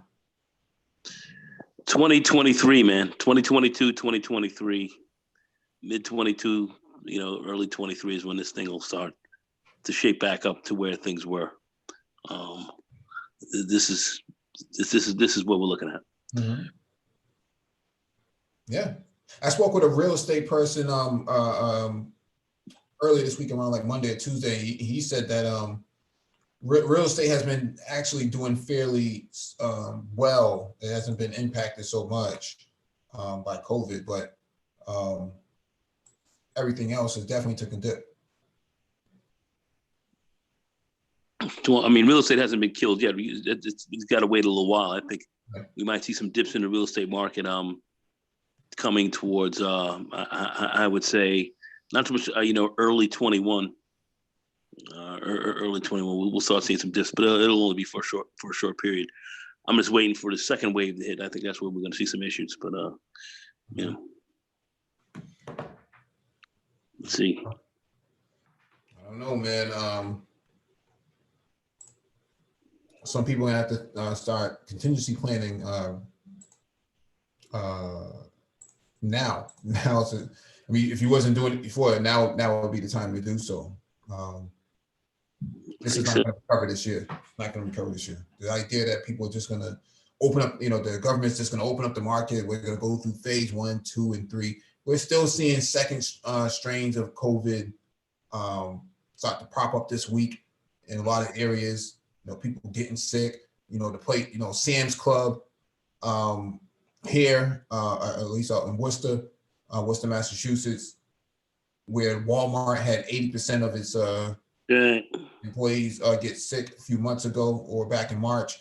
People are now at the Sam's Club, not too far away. They are also seeing new cases pop up this week. They got to shut it down. Yeah, no. Wave 2 is going to hit, and I already tell you, here in Westchester County, the White Plains, they Department of Health over there, they're already building pine boxes, so they know it's getting ready to come down. So this is not a game. It's not a game. Yeah. Not a game. Yeah, Zero in the chat says companies failing that used to generate value provided some level of stability and economic confidence, and even a measure of trust. Yeah, I know they're still kicking around baseball, whether or not they can, open up for post All-Star break, but I don't know, man. I mean, how do you social distance in the stadium? They're also trying to maybe play like some NBA games at just at one particular site, right? At Disney World or some shit. So I guess what they would do is they would just have teams fly in, play the games, right? And then just cleanse the fuck out of the place. And then the next game comes in and they do it. And nobody's going to be there either, by the way. So I don't know. I guess this is how it's supposed to happen now. I think it's kind of silly, to be quite honest. I think that's silly. I think it's a silly strategy. People are ODing for sports, bro. Well, not only are people ODing for sports, but you also have sponsors, right? So companies and shit that paid money, right, to be like a partner in like the league, for example. So case in point, there's a NASCAR series, and the sponsorship group that funds the series basically went to NASCAR and was like, hey, check this here out, man. Like, we paid money, you guys dispersed it out to the teams and all that. We ain't getting shit in return. Like, one or two things are gonna happen. Either you guys are gonna be doing some sim racing and you're gonna like market our companies, or we want our money back. So there's companies that are already on the hook for marketing dollars for this year, and they're not seeing the return on that through like games and stuff. So they're pinching pennies and they're like, hey man, I need to get something out of this. Yeah. Let me read this last. Well, I see that going. That's why I think the NBA is going to be playing those games over there in Disney World. Anyway, go ahead, Mike. Yeah. Let me read this last item on the docket. This is from MarketWatch.com. The opinion. This entrepreneur warns that reopening too soon will be worse for businesses than staying closed for longer. Yep.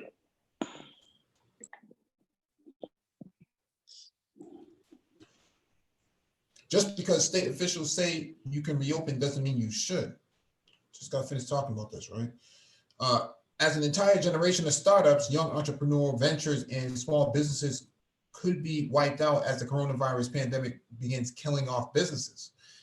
Unsurprisingly, the rallying cry to reopen business is growing, but it will be more disastrous if we reopen too soon. But what is too soon? Before the curve is flattened, of course. There are certain conditions that should be met before reopening the economy, such as those proposed in the Harvard Business Review article. Currently, it's a free for all among states. Some states are moving forward without even meeting the minimal White House guidelines for safe reopening. There is also confusion as to which guidelines businesses are supposed to follow. Those from the federal, state, county, or local government. Too soon is any time before COVID-19 safe workplace practices and protocols are established and implemented. And that's the case in many places. So even if a business is technically permitted to open, it doesn't mean the owners should jump at the opportunity. In fact, it could lead to the collapse of the company altogether. Why? Several reasons. First, it's important to note that many businesses that are still functioning have revenue down about 50 to 70% versus last year. So cash flow is already tight. Next, you have to add in the cost of starting your business back up, sanitizing, physically readjusting the space to meet social distancing rules, buying inventory. Then once you finally reached the top of the hill to get up and running, customers will not return at the same level. Research is showing that people are holding on to their money even when they can spend because everyone is afraid of the economic collapse. Cash flow becomes an even bigger issue because businesses is likely spending way more than it's bringing in. I mean, we just got finished talking about that. Everyone is afraid of the economic collapse. Oh, but the brain trust is selling doom and gloom to everybody, though, Plus, a recent Qualtrics poll indicated 2 out of 3 workers don't feel comfortable returning to the workplace. Give me my UBI. Most businesses and work environments are not set up for social distancing and other necessary procedures. There are potential liabilities to businesses reopening and exposing employees to undue health risks. Many states, including Iowa, are dropping all furloughed workers from receiving unemployment benefits as part of their too soon reopening mandates. Whether it's safe or not, workers are being forced to return to their workplaces. Forcing workers into potentially unsafe conditions and encouraging consumers to return is forcing a broken system back into place. This is likely to lead to another government mandated shutdown as COVID cases spike again. We've seen this happen in at least 6 countries already, like Germany, China, and South Korea, where businesses began to open, an increase in infections emerged, and now, and new clampdown measures were imposed. Even if businesses can't survive the initial cash expense and maybe get by on some revenue from opening, they are going to collapse when cases spike. They are just likely to get, they are just simply not going to have the cash necessary to cover the cost of shutting down and reopening the second spike is done. They will either run out of cash on hand or not have enough revenue to remain solvent. The cash flow vulnerability of small and medium-sized businesses is the Achilles heel in the best of times. 50% of them have only 27 days of cash on hand, and 25% have only 13 days. Okay. Individual businesses may actually be taking a more considerable risk by investing and starting back up and having to close down again by state mandate. The unfortunate reality is that we are about to see a massive number of businesses go under, whether due to staying closed too long or reopening under the wrong conditions. It seems counterintuitive, but businesses are better off just staying closed until the scientific criteria can be met for safe reopening. So we talked about this before, but this this op-ed kind of really touches on the impact of actually reopening up the economy. It seems more of a political football to actually do it, but that's the cost of doing business, so to speak. And I don't know. I think if you don't have an online presence, you're screwed. You're seriously screwed. I don't care if you're a barbershop. You're going to need some kind of online presence. You're going to need some kind of app that allows people to wait, for a haircut. I mean, so you can know exactly how to line up your customers, and have a Cash App set up or Zelle, whatever it is that you use for payment. you know, that's only one method. I mean, even at the car wash, man, I went through the touchless car wash, I think yesterday, and yeah, not too many people out there. I have a friend. He's a jujitsu instructor, and he's in jujitsu, and he's doing online right now, like classes, you know, and you know, and he's cash apping his fees in, man. That's what he's doing. He's, you know, he's keeping his students online. So he's doing I don't know if it's Zoom or if he's doing just you know that meeting app or whatever. But he's got an app where he's able to go on and he's doing his classes online right now. That's what he's doing. So that's how he's surviving. You know, and the students are without question very loyal to him.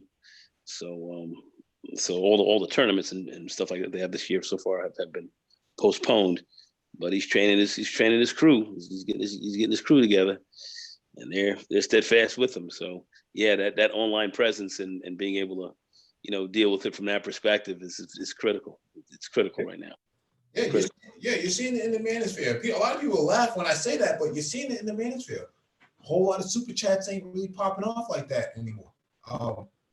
You know, a lot of cash apps ain't really going through like that. You know, some people are negative in their account. They're like, whoa, wait a second, don't send that.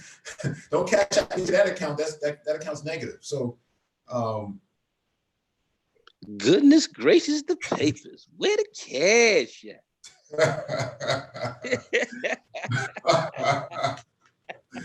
Oh man, people waiting for their UBI to come in so they can get the cash app going, man.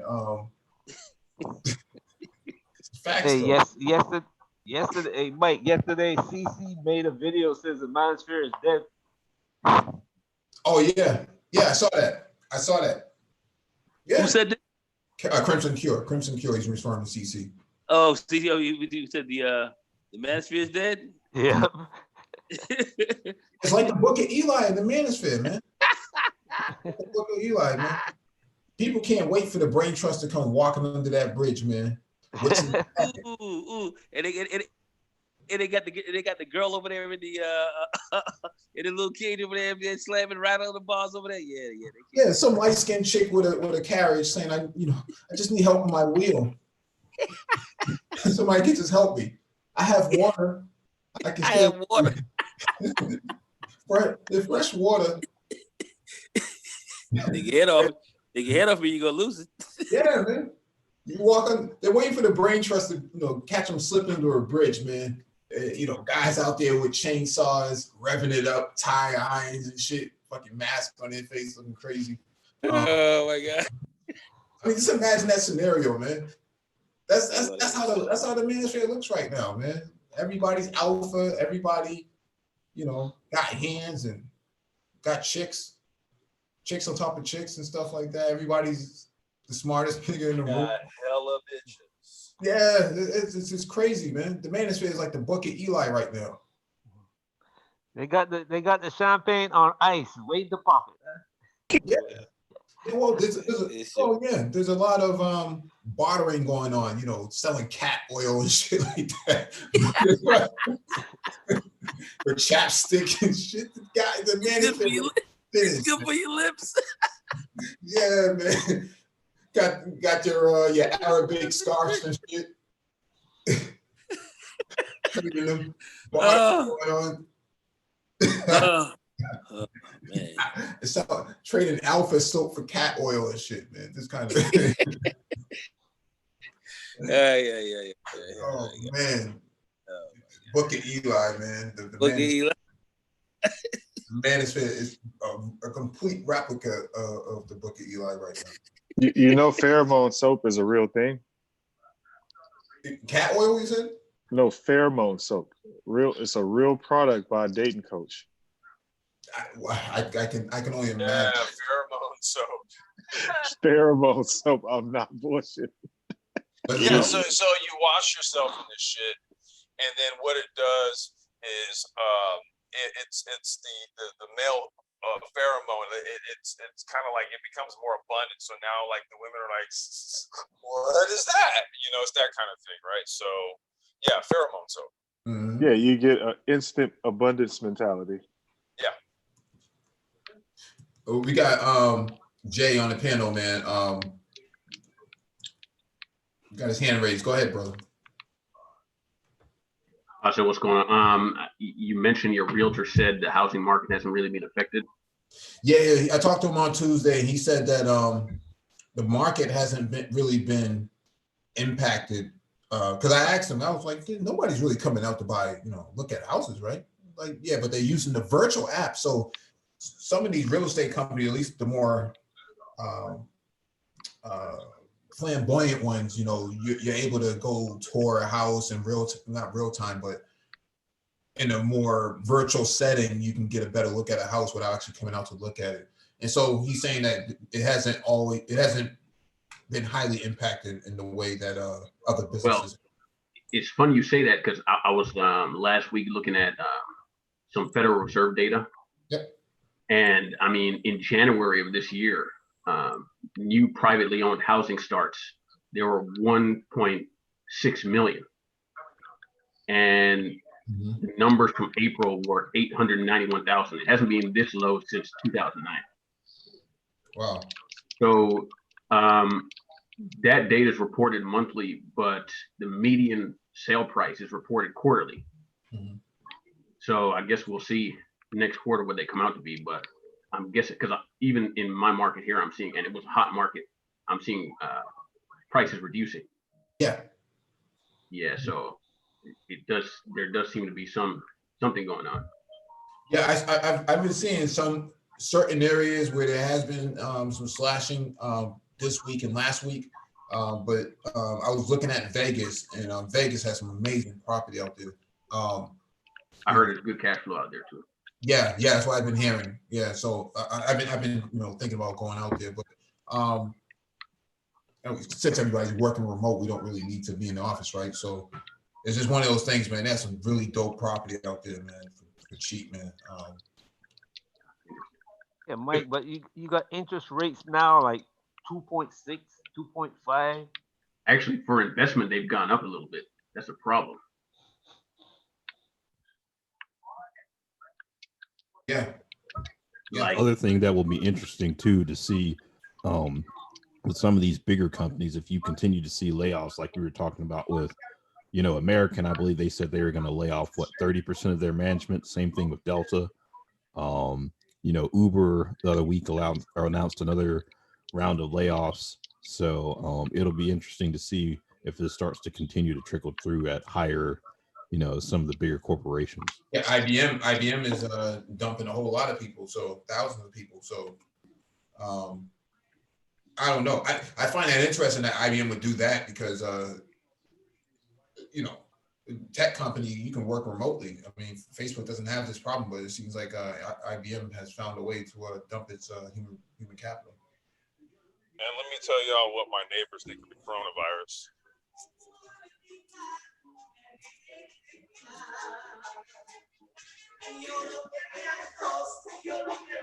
Yeah, they don't give a shit.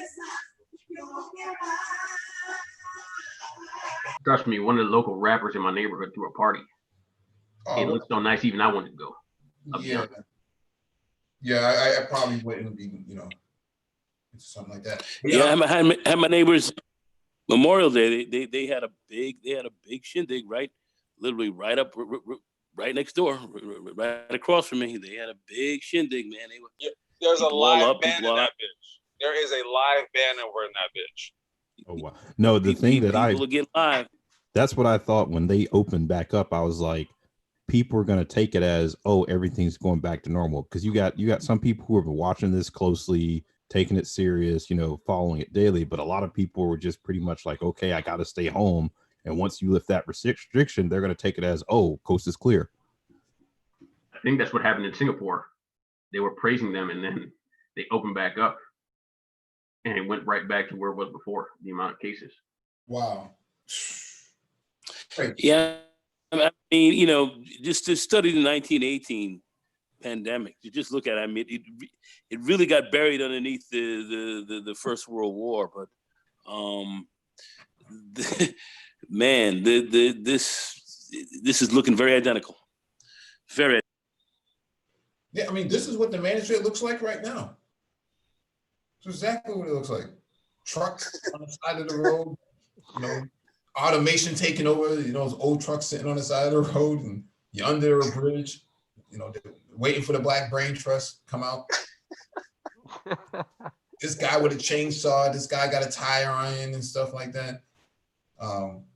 What's in the bag, man? Take your hand up. Take your hand off me. Take your hand off me. Oh yeah. I'm gonna lose it. You remember that? Yeah. So are you listening to me? Yeah. Touch me again. Well, you asked me if you was listening to him. Yeah, I'm listening to you. Put your hands on me again, you're gonna lose it. What was what's the whole thing about? Hey, I'm curious, man. What's the whole thing about the manosphere being dead? Oh man, this is a whole lot of. I agree with Crimson Cure. The manosphere is dead. Okay. I mean, there's so many things that happened in the last 72 hours. It's a disaster. It's a disaster. It's really Book of Eli sort of. Like when you say dead, Mike, do you mean like just like what do you mean by that? It's COVID impacted, man. It's you know. We need more PPE. We need more ventilators and shit, man. It's fucking dead. More alpha. That's what it needs. It needs more alpha. It's more alpha.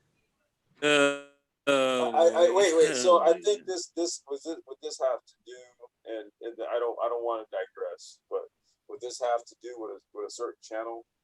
No. It's just the entire environment. The entire environment is just it's just morbid at this point. It's just not really. It's not sustainable, is what I'm saying. I mean, I kid earlier about the the economic impact, but in reality, it's true.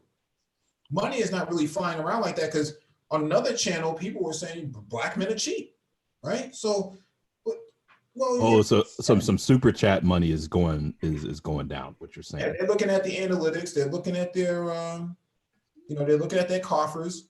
You know, it's coming to the first of the month. Bills are due. Revenue is not the same. They're pacing back and forth on their carpet, wearing it out. and oh my God. Yeah. Some full-time YouTubers. Folks are tight. Yeah, that cloud storage that they be using, man, to upload content to, man, it's expensive, man. It's expensive. You got to pay for that type of stuff, man. You got to pay for it. Yeah, you want a new laptop? Good luck, because ain't no stores got any laptops out, especially if they got i7s in them. I mean, the economic impact of COVID on the manosphere is something that should be examined, man. You know, should be examined. Because there's a lot of people who would do anything for, for clout and stuff like that. You got, certain stars coming onto panels, and you got guys going after dating coaches and stuff like it. The manosphere is in disarray. I agree with Crimson Cure. It looks like the Book of Eli. No, I was gonna say, so it's kind of a preview of where we're going with automation then, and all this job loss that the Brain Trust has been talking about. It's gonna hit the manosphere.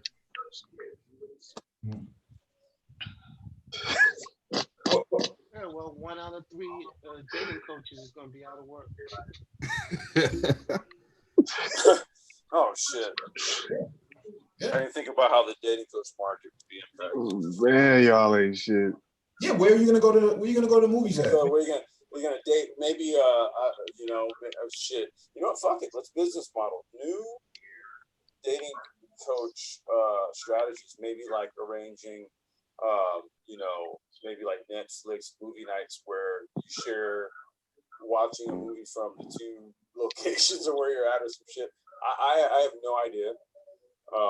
Yeah, I don't know. No, I mean drive-in theaters. That may be a new sort of. Or okay. Yeah, I mean some people have switched their whole message up to instead of catering to the, regular guy, it's you have to be upscale to really deal with my content. You basically have to be in a bracket where I was previously not talking to. Mhm. The bracket that I'm now talking to already got their shit together, but It's I'm for the Apple conscious guy. Yeah. We don't talk to Chromebook guys, it's all about MacBooks and stuff over here. So Yeah, but the message previously was, I can help you get to the Apple level. yeah, we can overclock your CPU and you'll have great performance. Right. Those Yeah. people have been abandoned. Yeah, the economic impact on the manosphere is serious, man, because of COVID, man. That stuff is serious, man. Like I said, Crimson Pure, shout out to her. She did an excellent expose on the death of the manosphere. How dead it is, man. Yeah, I couldn't be happier. Yeah, you're a black pill guy, I guess. Yeah, you walk into a bar. There's a cat on the top of the bar. You shoo it away, and some asshole comes behind you. You're not right. You're not right, Mike. It's true. It's true. That light-skinned cat has more rights than you to be here.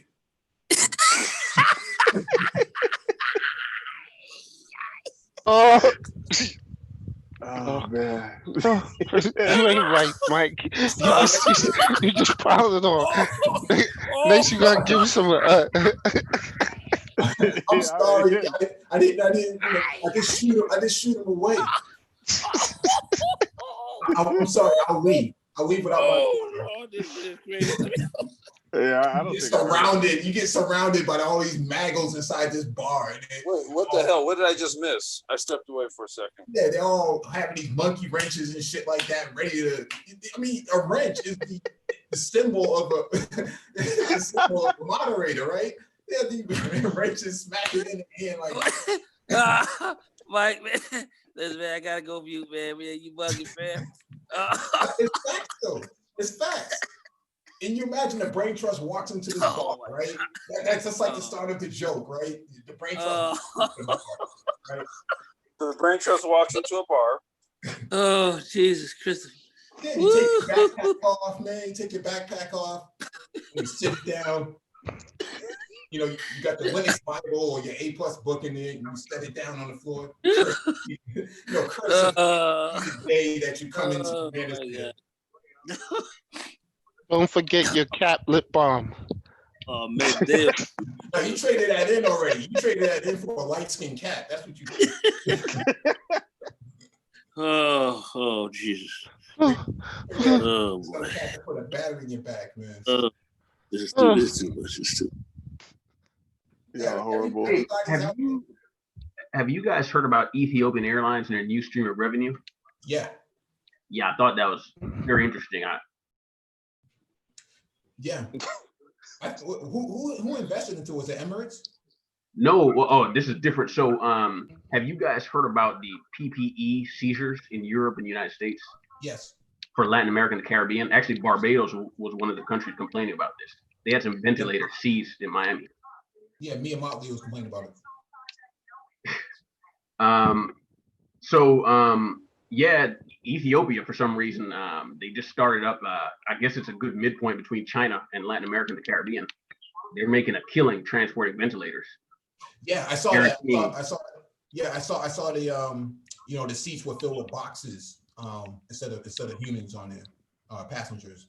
They were loading them up for cargo. Yeah, that could be the next place where these airline companies make their money. But Ethiopia Airlines and Qatar Airways and stuff like that.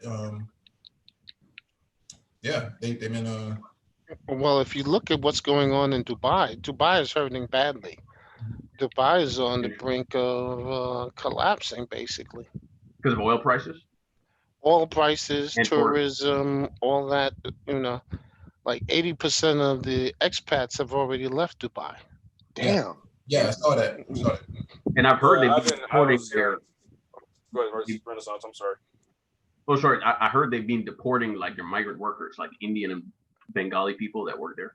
Yeah, so they've been there for like 20, 30 years. So and some of them longer. And so they deporting them because there's no jobs, there's no money coming in. Mhm. So this thing has exposed a whole lot of weakness worldwide, not only in the United States but worldwide. Yeah. I would, Mhm. Yeah, but back to the manosphere being a being a no, you're going back to that again. we got Well, it. yeah, I'm trying to get context, man, because I've been hearing this stuff, and I'm kind of like, damn, what's going on? Oh, you missed the part 4 today of dating coaches. Oh yeah, long live streams with guys like this, man. Carnegie, man, the voice of the everyday brother, man, over there. Oh wow, I know what you're getting at now. I didn't. You hit it home now. Oh, this nigga ain't shit.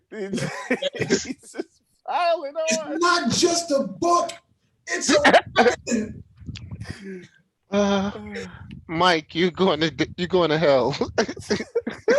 No, we're going to Book of Eli. That's where we're going. Man. It's not a book. It's true. a weapon.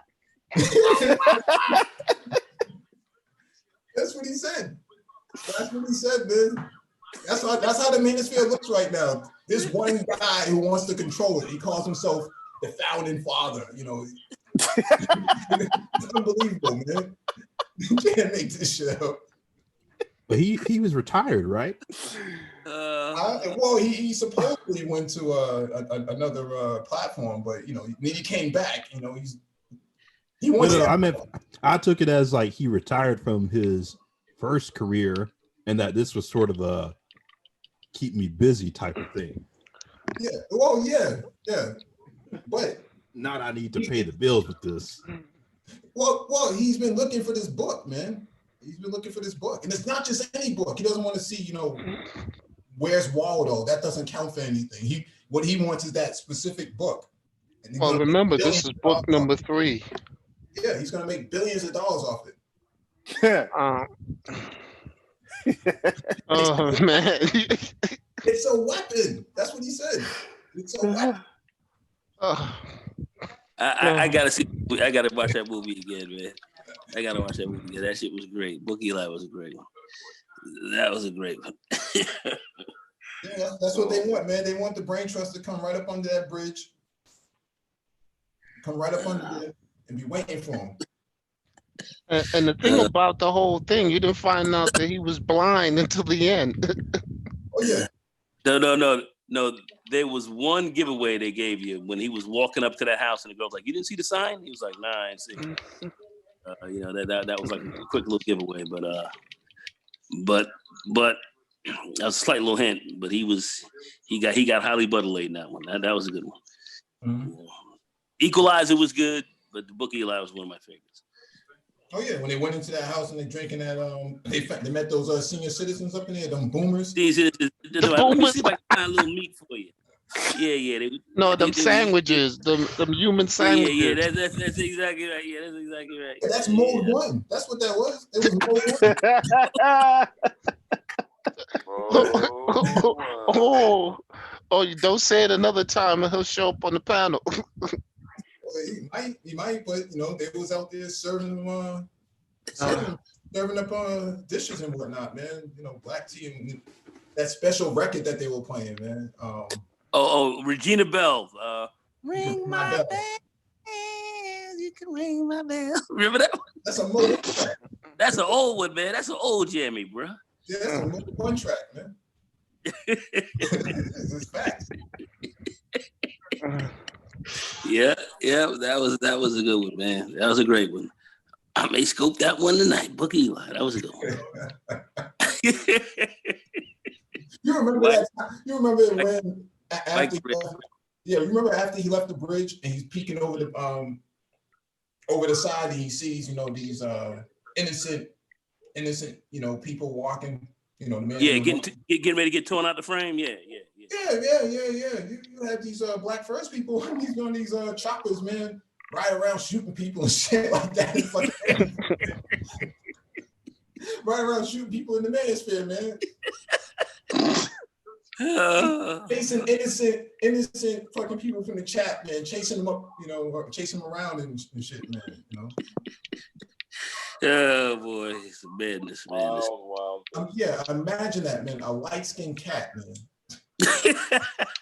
Not a light-skinned cat, a porn star cat. It is way too much. This shit is way too much up in here. It's awesome. My cookies. Light-skinned cat, man. Everybody waiting in line for water and shit, man. Crazy. Meanwhile, we have to talk about how thinking men play games too. Oh, that's after. That's before the.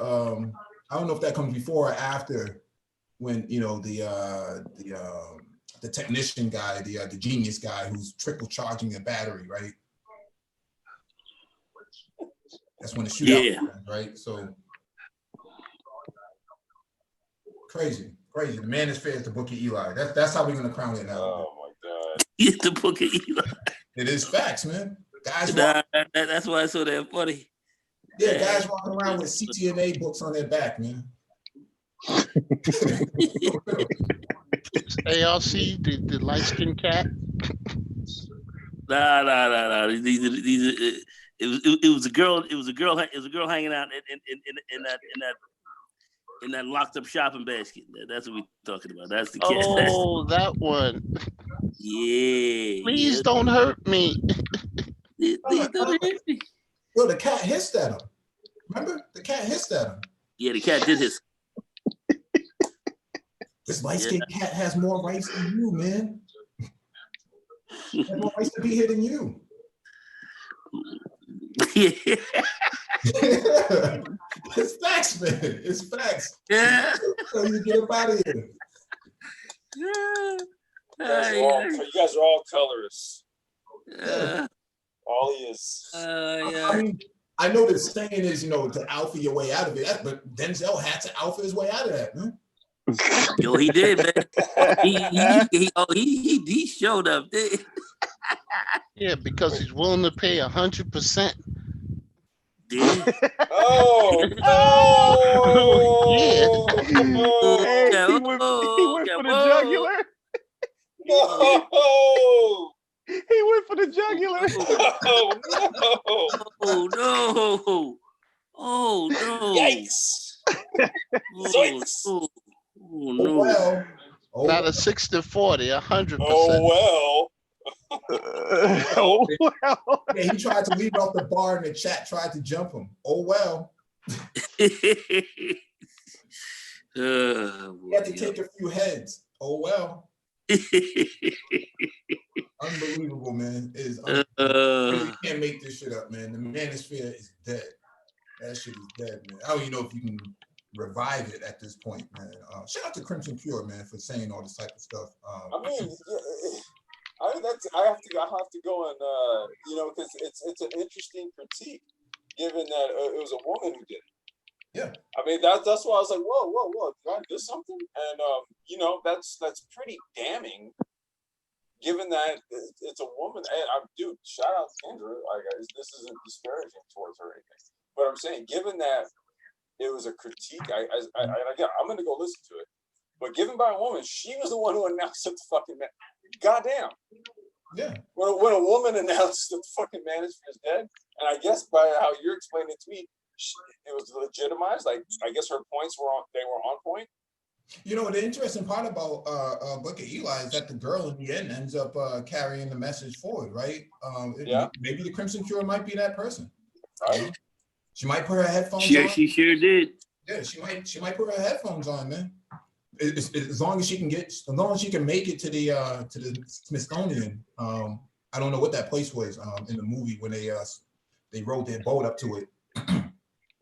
And they told trespasser, identify yourself or you will be fired upon. Yeah, you will get hidden in the chat. You will get blocked. Come up on talking like that. In the movie, that was Alcatraz. That was Alcatraz. It's the model of the manosphere. A lot of Alcatraz and Rikers Island going on up in here too. Oh man, you're not right, man. It's facts, man. You ain't right, man. And then they Hey. attack the SYSBM brothers for breaking camp and saying we're done with them. Yeah. That's true. Oh my God, it's a clusterfuck. Cluster B. Yeah, cluster B. Cluster. Oh man, you got to carry all this information with you up to that facility, man, and then do a data dump, right? And the person that's been trying to jack your content all this time doesn't understand that it's been written in Braille. Imagine that shit. Written in Braille. All your content is written in Braille. Well, I have the book. You do. It's in a little bit of a tough condition, but it will do. My man memorized the whole good book. He memorized the whole thing. Well, that's why we leave a docket in the description. We leave the video. Except it's in Braille. It's in Braille. The goddamn link is in Braille. It could be for a lot of these guys. Fucking hyperlink is in Braille, dude. Yeah. Oh boy. It was funny this morning when I saw the thing that they said part 4. I said, God damn, how many parts is there gonna be this thing? As many as it takes. Yeah. When they click on the links, complex, it says 404, page not found. Page not found. Yep. Dead web page. GeoCities. That's how far back it goes. God damn. All your images have an Akamai link. Yeah. CDNs. Yeah, CDNs also. CDN, yeah. Web 1.0, man. Shit. This is one of the main ones, man. Running around the manosphere. Who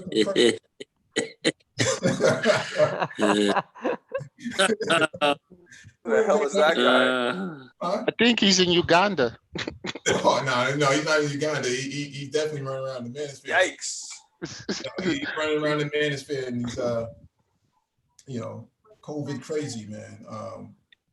Going around terrorizing channels. What's in the bag? Oh. Yeah, this is exactly how they look. Whenever they see the light-skinned cat come up, man, they cam up and they look just like this, man, looking crazy. So I don't know.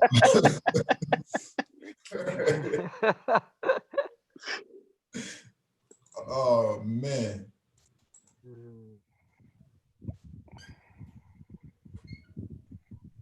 Oh man.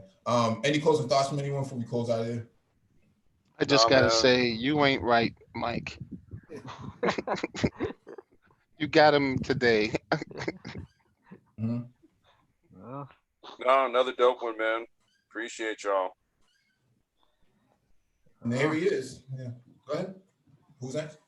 Don't get lost. The manosphere is not there. Somebody, what people gonna be doing? The Book of Eli. That shit is hilarious. Man. That shit is funny. Oh my gosh, man. It's funny. I pull up Carnegie and everybody knew exactly who this character was in the manosphere, though. Come on. It could only be one person. Who did he pull up? I'm sorry, I missed that one. Carnegie from the from Book of Eli. Okay. The dude who wiped up the blind chick. He picked up the founder of the manosphere. And told his deputy man, his top lieutenant, you can have this light-skinned chick. If you take down one of them brain trust cats, you can have this light-skinned chick over here. And he was willing to go out there and do it too, until he found a sword right through his gut. Yeah, he got gutted. That dude got gutted. Yeah, that dude got gutted. He got gutted. Stop it. Yo, Complex, man, this dude's been ill all day, man. Crazy. Oh boy. Yeah, it's COVID, man. It's COVID madness. But good stream. But I know people want to say that we're doing doom and gloom, but I tell you, it's looking kind of rough. Looking kind of rough out here, fellas. Yeah, no, I was talking to a friend today, and I didn't even think about it. He's like, you got to think about it. You got kind of 3 crises at once going on right now. You got unemployment, COVID, and all these protests going on. So it's crazy right now. Oh yeah. Yeah, and that cop, with the 1,000-yard stare when he had his knee on this dude's neck, he did this shit at the wrong time. That was the wrong time to be doing this. Well, That was the wrong time to be doing this. yeah. Go ahead, Mike. Go ahead. No, I was just going to say, we haven't even gotten to hurricane and tornado season yet. Wow. Yeah. Right. It's just getting to the summer too. Mhm. Just getting hot outside. That guy had done this before. Sure he has. Came out that he had done it before. Yep. Yeah. And he felt bold. This was a black guy he worked with. Who's gonna say anything about me killing a black man? Nobody. Yeah, That's what he and thought. apparently he had worked as a security guard with this guy somewhere before. With this guy, yeah. Yep. So check it out, man. And this is just a thought that I was having earlier today, because all of a sudden, CNN's coverage was probably maybe 15% COVID, right? 85% riots, and they're happening in various cities. Okay. I don't know. Let's look at it like this. If this type of thing starts to prolong, right, and then it becomes more of a social justice issue that You becomes start to morph. Yeah. Right. I'm trying to parse this out. I'm trying to say, like, okay, is this something that's gonna basically sort of run through the summer and then maybe start to push this COVID thing just a little bit to the side, right? Because when you got like civil unrest, riots, police things getting set on fire and shit like that, I mean, that's way more provocative than like a virus you can't see. Everybody's tired of hearing it. Everybody's tired of being in the house, all that type of shit, right? Hey man, gonna sell a lot of ads. Bro. Yeah, I was gonna say New York's getting ready to open up in a couple of weeks. I'm kind of just peeping game on this. Absolute madness. But I think madness. this is, if you look at history, this is what got rid of the first Bush. He ran into the cities burning and shit like this, so that got rid of the first one. So, it's bad timing for Trump, because if this thing persists, man, he's done. There's no recovery from this shit. Black Torch, there was Trump's this clearly, many protests. he's clearly in over. Oh yeah, no, there were that many protests going on in that many cities back then. Oh yeah. Oh really? Okay. This is the first time I've seen you talking about protests in all the major cities Yeah. like that. Yeah, it was that. You talking about with the floods? Yeah. With the floods in New Orleans. Are you talking 2005? Yeah. Yeah, it was and Yeah, if this will multiply, because it's like, I'm gonna take this from Star Wars. The more when Trump said that quote, that when the looting starts, the gunfire, that was it. He fucked up, because that was straight out of that racist dude out of Miami. Yep. And that was Yeah.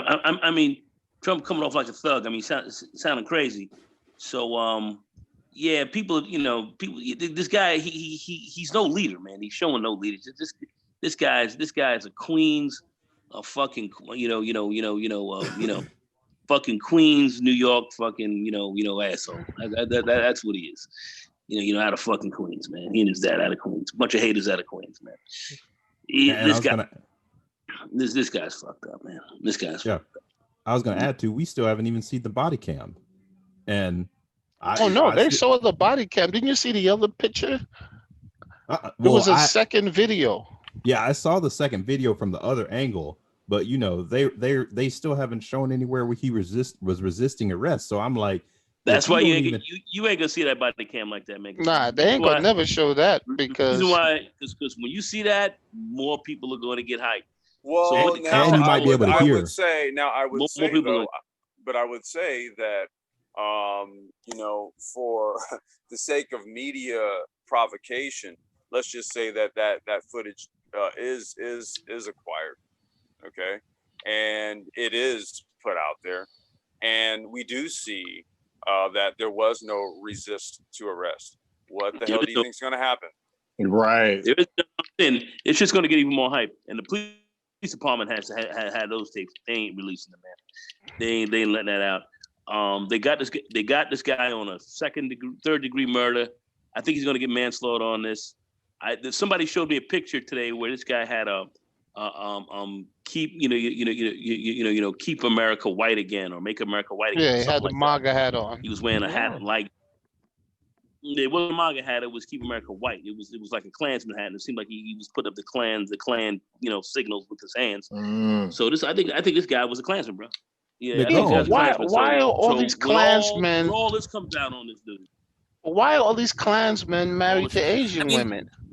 That's the thing I don't understand. Because they can't get girls.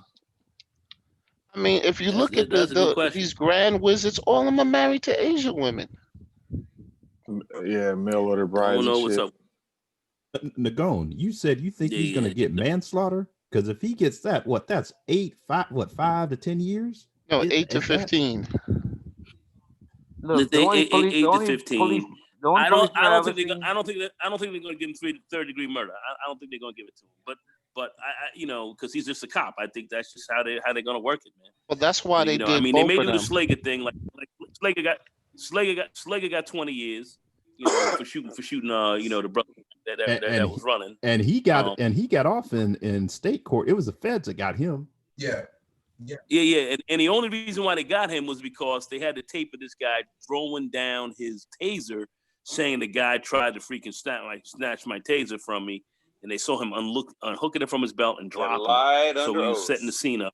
Yep, you lied under oath. Yeah, they called him setting the scene. So and all the other cops saw it. They were like, but the state court almost had him. They had one guy that kept this thing at a lock.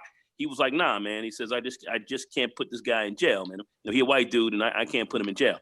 So that's when the feds came in and said, "Okay, we're gonna take this court over," and then they completed tearing that sucker laid out the frame. But as far as this guy in Minnesota with his people around him, I think that's gonna be it's gonna be tough to get murder, third degree murder on him.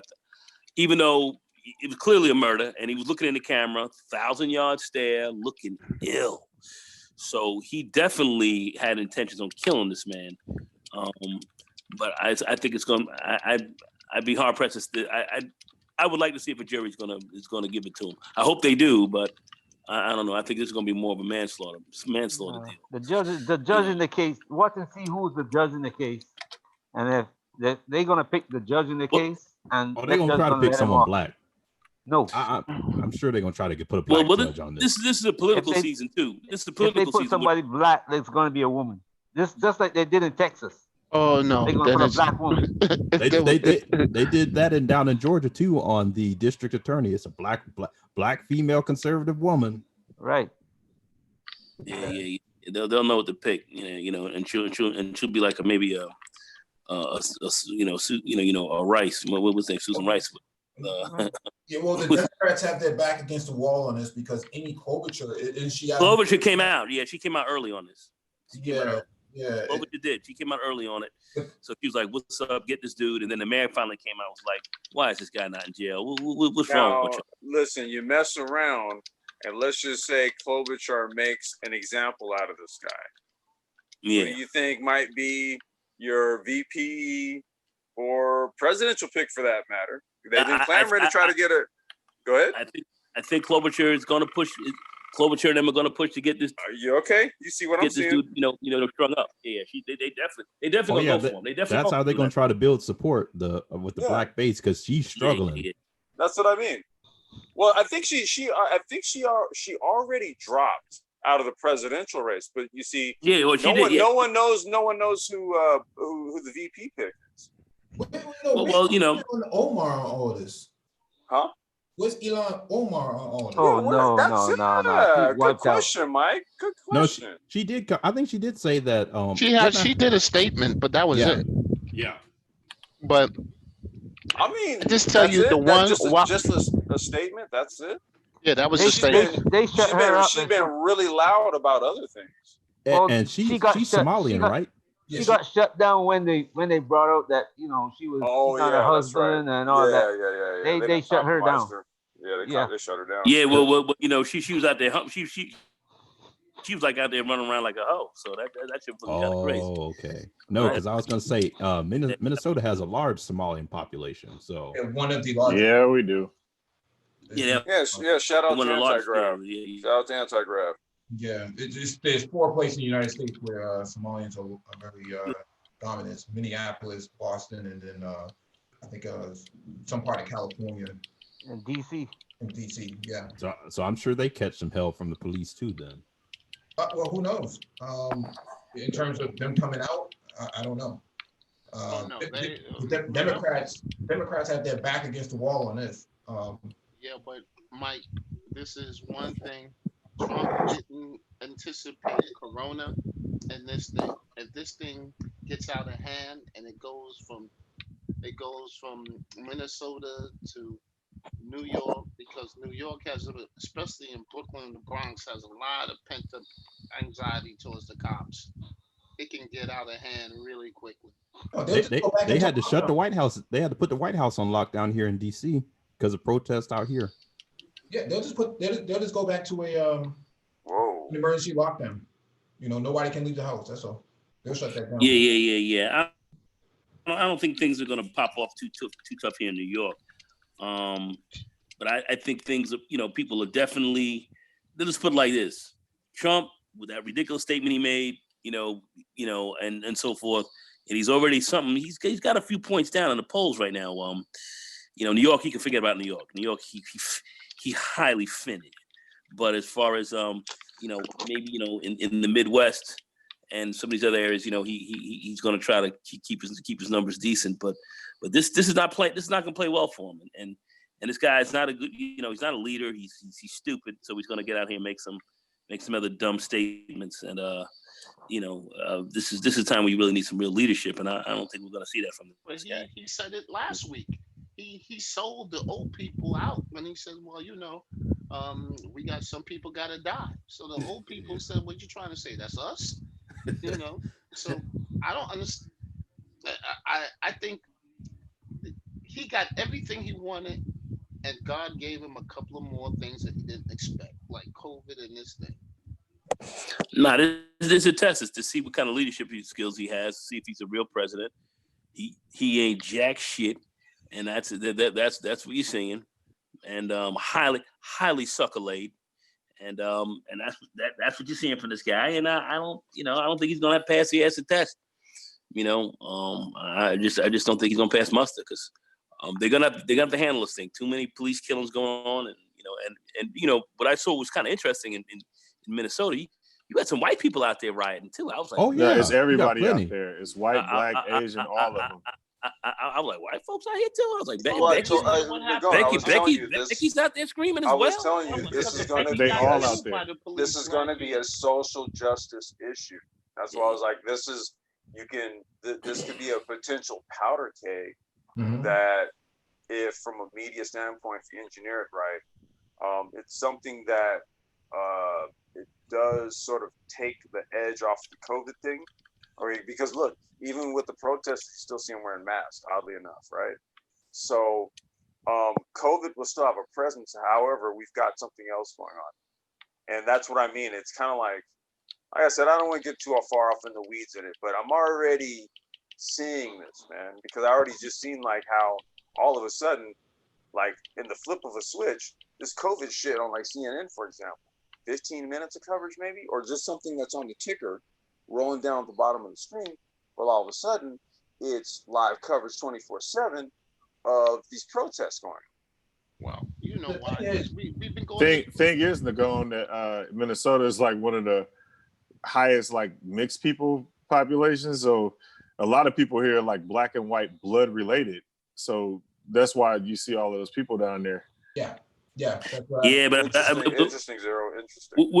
yeah, it's interesting. But when I saw Becky out there, Becky getting real froggy. I'm like, this is a bit of a problem. This is kind of problematic. Well, So when I saw You Becky saw the CNN reporter got arrested while it was on air. on air. That was kind of what caught my attention on this. That's what made me take notice, because it was a brother. Yep. The The thing reporter's a brother, and then it was like him and the whole Crew. the whole crew got arrested. But here's what was interesting. So he was being interviewed. I want to say, I'm trying to remember who it was by, and so he said something very interesting. So so he's sitting there, he's talking to the cop, right? He obviously has his press badge. Okay, he's like, "Where are we supposed to stand? I got my press badge here. No one's giving us any direction, right?" And he says that the cop says to him, "Hey man, look, I don't know. I'm just following orders." Yep. And then they had a crew like a block over that didn't get arrested. Exactly. Well, White crew didn't get arrested, but he got arrested. yeah, the thing Exactly. the thing is, Zero had a live stream that was cut short, and then we didn't hear from him for a while. So I don't know what to say about that. I don't know where he was. I don't know what happened. Anything could have happened. With Zero at that time. So. Hey Zero, you there? You okay, man? Yeah, I'm here. Okay. Yeah. Let's hear from the conservatives on this one. No, I don't think Zero's a conservative in that way. Nah, some of them I was on BMT's panel earlier today, and he said some of them are talking a little bit crazy. What do you mean crazy? Basically, look at all these black people out here protesting, and why are you burning up your own neighborhood, and all that, all that rhetoric. Yeah, let me address that point, because somebody had made that comment today in our channel. yeah, I think my boy Dave. Where he at? He ain't up in here. Oh, really? They're saying, well, why are these people having to protest? Why are they? Well, let's do some historic lesson here, right? Oh shit. When Black Wall Street was established and it was functioning very well, and you had a brother who was on an elevator who may have allegedly bumped into a Mayo woman. Okay. When those Mayo boys grabbed their tiki torches and their rifles and started burning things down over an alleged case, there's no evidence that this even happened. Many black people died. Okay? It's the first time the U.S. used airplanes to bomb people. Okay, bomb their own citizens. Those same people who want to question the legitimacy of the Minneapolis protests don't want to look at history as to when the protests were illegitimate then by the opposition, the Mayo people. Look at the WTO protest up in Seattle. Mm-hmm. Bunch of white people riding up there. Look at when Philadelphia won the Super Bowl. Yeah. No, but they want to put sanctions on China about arresting Hong Kong protesters, even though these guys are beating the crap out of the police and turning over the state. They got a whole lot of smoke. See, this is where Russia and China and the rest of these foreign adversaries should actually leverage this, to their advantage. And I'm not, advocating for, what government should do to instill violence in this country. But I'm saying they should exploit this. They should exploit this. All this talk about human rights violations with the pandemic and COVID. We need reparations from Beijing and this and that. Well, wait a second here. When the Hong Kong protest was going on, you had USCG, United States Coast Guard, secretary and all types of operatives inside Hong Kong inciting the riots there. Okay, it's all on film. In Ukraine, back in 2013, you had Victoria Nuland and a lot of those other White House administration operatives inside Kiev, instilling the riots. She was out there giving out cookies to the rioters. These Yours. these guys The reason why all of them are dirty, all of them have issues. The Chinese have 1 million Uyghurs in prison. You know, it's all of them all messed up. It's not just the ones here. They all can't talk about each other because they all do it to their own citizens. What do you mean? Well, we're talking about Hong Kong. We're not talking about the Uyghurs. No, I'm just saying, okay, the reason why they can't really bring up that is because if you bring up that, they're gonna say, but what about the Uyghurs? Because No, you're missing the point. okay, Pompeo right now, and this was happening even under Bolton, was working on drafting measures to punish China for trying to suppress the protesters in Hong Kong. You understand what I'm saying? I got that.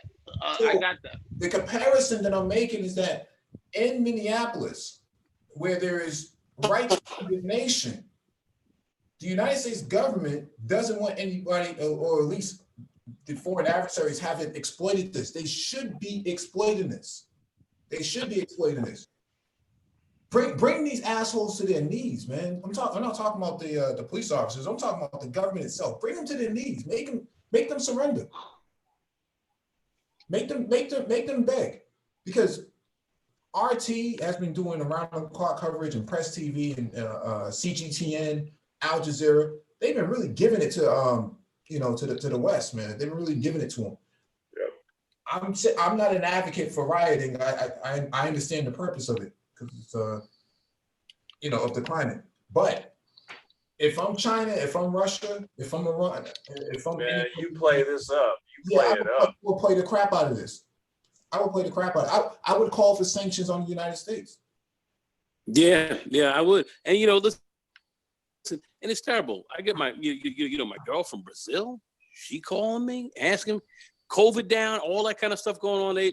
They social distancing. She works for the state of Rio. She's working at home. She can't, going out. But here she's seeing this shit on global TV, global, and they're sitting here talking about, look at this, Negroes still get lit up, dudes with feet on neck, and this guy with a 1,000-yard stare looking into the camera. That shit look demonic, man.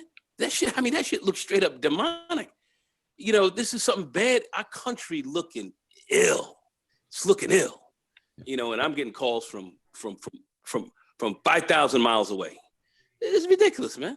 Yeah, I mean, south of the equator. I mean, this is what's going down. Not looking good. You damn right. These people should be exploiting this because this looks bad. And then you have these people sitting there, we're looking to do it. What are they going to do? Man, y'all sit down and shut up. You got no smoke for what happened. Tulsa, Rosewood, all these other places that went down for years, all other kind of shit going on, all the lynchings, everything else like that. No smoke for them. But all of a sudden, this is a problem. Shut the fuck up. Sit down. Shut the fuck up. Sit down. Yeah, and I was going to say too, when Trump, when his administration started too, it was his administration that rolled back like consent decrees and all that. I was sessions on investigating police departments and brutality and all that. Yeah. He said he said he has the army on standby, waiting to go in there. I mean, well, technically, he's still stupid because he doesn't understand. It's the National Guard is run by the governors, not by the federal government. That's the posse comitatus law that you can't have federal troops.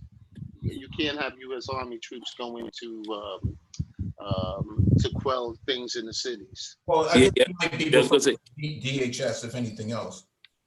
Oh, I mean, they do have a body that they can use. Yeah, the Department of Homeland Security can come in and take over. But the governor usually has to call. The governor is the one who calls martial law in his state. But with DHS now, got another arm here. He can try to get the feds out here. But he's not thinking, man. This is not a thinking guy, and his leadership is this. He's all fucked up. But I see that they're short-stroking this all over. So this is going to go on for a little bit. Wrong time of the year for this to be happening. Wrong time of the year. Hey, Mike, one of the things that, let me put it this way. If governments around the world start talking about this, it would elevate the status of Black people. And there's this tacit agreement among all of them not to raise us up, not to defend us. We are like the what did you say the other night? Like their status depends on where our status is. Yeah, their identity Right. as white. So they can't raise us up. If they raise us up at all, they already lost. So they gotta keep this thing the way it is.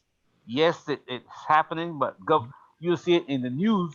Mhm. But the government itself, the Russians can't come and say, "Hey, what are you doing to those black people?" You know what I'm saying? It can't happen. Well, The Indians are not gonna say it. Well, Duterte already came out and said, "You got no right to talk about me. You're killing black men." Well, there are other people that said that too. You know, I forgot what his name was. There's another guy that said that too. And China one time said, you know what? We're not Yep, responsible. sure did. We didn't do anything with slavery. Why you confusing us with colonialism when we never had anything to do with Yeah, slavery? Putin said the same thing. Russia wasn't built by African slaves. Right. So, you know, there's a tacit agreement among all of them. You know what? Our status is based on black people. You know what I'm saying? If we keep them down, then we elevate. That's it.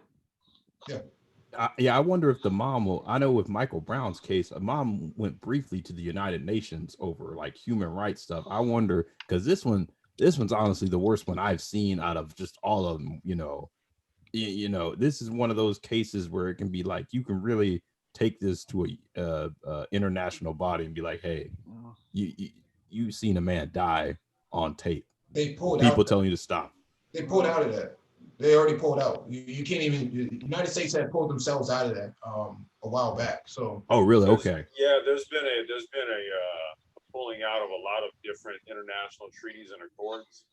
You know, non-proliferation treaty being like the main one, and then other things that a country could kind of levy against you and say, you know what, I want to place sanctions on this country for these human rights violations that they are committing in their country, right? Because they've kind of stepped away from the table on all that. Well, because they know that shit's about to hit the fan. Right. Things coming down the pike. Hey, Mike, I gotta ask you a question because this is kind of because I saw what Xanato said this as well. I'm kind of down. I'm kind of following up on this. Susan Rice, that swirler. See, she ain't say crap, did she? No, but Gail King did.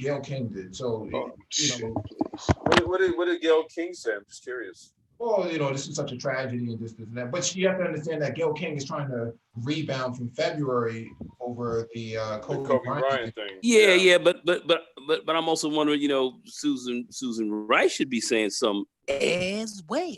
No, when has she ever been vocal about black issues? No. Okay, fair enough. No, I was gonna say, she sure as hell was vocal about Snoop Dogg. Yeah, she was vocal about that shit. No, she quick to say she gonna get a posse. She gonna get a posse, man. It was a posse to come after man. you. Posse every 10 out of man. She gonna get a posse. Man. It wasn't so much about it being pro-black, but more about being pro-black, pro-gender, right? It was more about that. She was doubling down on that, not so much about. Yeah, well, I'm calling that sucker lady swirl out right now. You a sucker. Where you at? Where you at, though? Anyway. I was gonna say, Gail was actually she was pressing Keith Ellison pretty hard on why charges have been brought earlier. So yeah, like you said, she is trying to make up that on the suit. The look of concern. Yeah, yeah. I didn't even want to get too far into the weeds on this, but the thing is, they're taking control of the narrative before black men can. That's their problem. Yeah. They're taking control of that. This is the same thing that BLM. We've always been on the forefront at the front of the line in protecting our men. Well, that Mike, that may not work this time since it's come out. He had a white girlfriend. So they already throwing him under the bus for that. Yeah. Oh, that's the same thing with Botham Jean, right? In Dallas, right, wherever he was. But the point that I'm making here is that they're taking control of the narrative through the power of media, right? Where we don't have a response to that. I mean, we literally don't have a response to that. We don't have any way of. You can go live all day long. That shit doesn't mean anything, man. You're playing in a different in a different league when you get to their level. And so they've taken advantage of that. They've been able to take advantage of that all the way. And, you know, brothers still, I mean, we talked about this 20 or 30 minutes ago, but you know, the manospheres and kickoffs. You got brothers who are saying we shouldn't be out there doing anything, you know, we shouldn't be protesting, you know. Oh, wow. It's unbelievable, man, some of the stuff that I've been hearing the last few days. So, Yeah. you got people saying that, you know, why don't we talk about black on black crime? It's unbelievable that this type of stuff is even being said at this time. I mean, it's like you're black. What do you want to talk about? Well, that's the point that I've been trying to make to some people, that Jesus, the government is supposed to protect its citizens, not kill its citizens, man. So That's the whole thing. Yeah. And people here when that's the piece. And then you got people up in here saying, well, what are they doing this for, man? You know, what do you need to be sitting back? Oh, this is terrible. Is this what you want? What the fuck, man?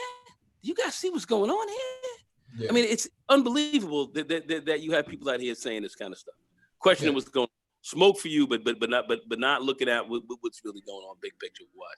Well, that's what I'm saying. These shines are dangerous, man. These shines, their minds ain't right. They didn't get their minds right. Their minds ain't right. Well, and they're not so much as shines; they're more like an eclipse. But you know, they get a little tingle in them.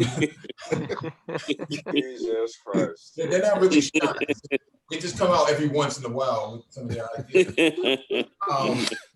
Well, I was surprised today when the Dalai Lama came out and said something, and other people, because it's everybody's seeing this worldwide. This shit is all over the world. This is a horrific look, man. People look at this place like, this America is some shit. This is a shithole. You guys are in an air-conditioned store. What is this? Black people getting torn out on the regulars. Folks getting torn out on the regulars. What is this? In the era of Trump, man, right? Yet again, you know, we've got something, right? Very provocative, very racial. And what you can't do is at a time like this, that's, you know, with everything, the global situation, right? Then this happens on your watch. And then the rest of the world is like, you know what, dude? Like, you guys, seriously, what's up with that? Like, even with fucking COVID, your cops are still killing black people over there. Like, what the fuck? You know what I mean? Like, people have a heightened sense of sensitivity given everything right now, right? Where's the social distancing? Where's his mask? Yeah, where's the social distancing? Yeah. Where's the humanity? Why didn't you have a mask when you did it, bro? Fuck. Where's your gloves? Yeah, no PPE. No PPE whatsoever when you kill a black man. That's the very least you could have done, given the nature of COVID-19, motherfucker. Well, what's interesting is that the mayor of Minneapolis is giving out masks to the protesters. Why didn't you give it to your goddamn officers? Yeah. Same reason in New York, they get it, but they won't wear it. Yep. I remember a few years ago when the NFL guys are taking the knee, and when people start talking about, you know, how can you do that because people are fighting for your protection? These same black men that they're killing, we've been in their Army, Air Force, Navy, Marines. Nobody's standing up and saying, hey, why are you killing black people? You know, so this is America, bro. Where are these black Republicans? Let's see if sports returns. The black Republicans are out there talking about dating coaches. That's what's going on. I'm talking about the ones that were just, you know, last weekend. Oh, look at how Joe Biden talks about black folks and this. Oh no, they're absent on that one. They're totally absent. Well, they're absent because Joe Biden is absent, right? See, so he's kind of just sort of like a stand-in right about now. Dude, Joe is completely senile. He's select.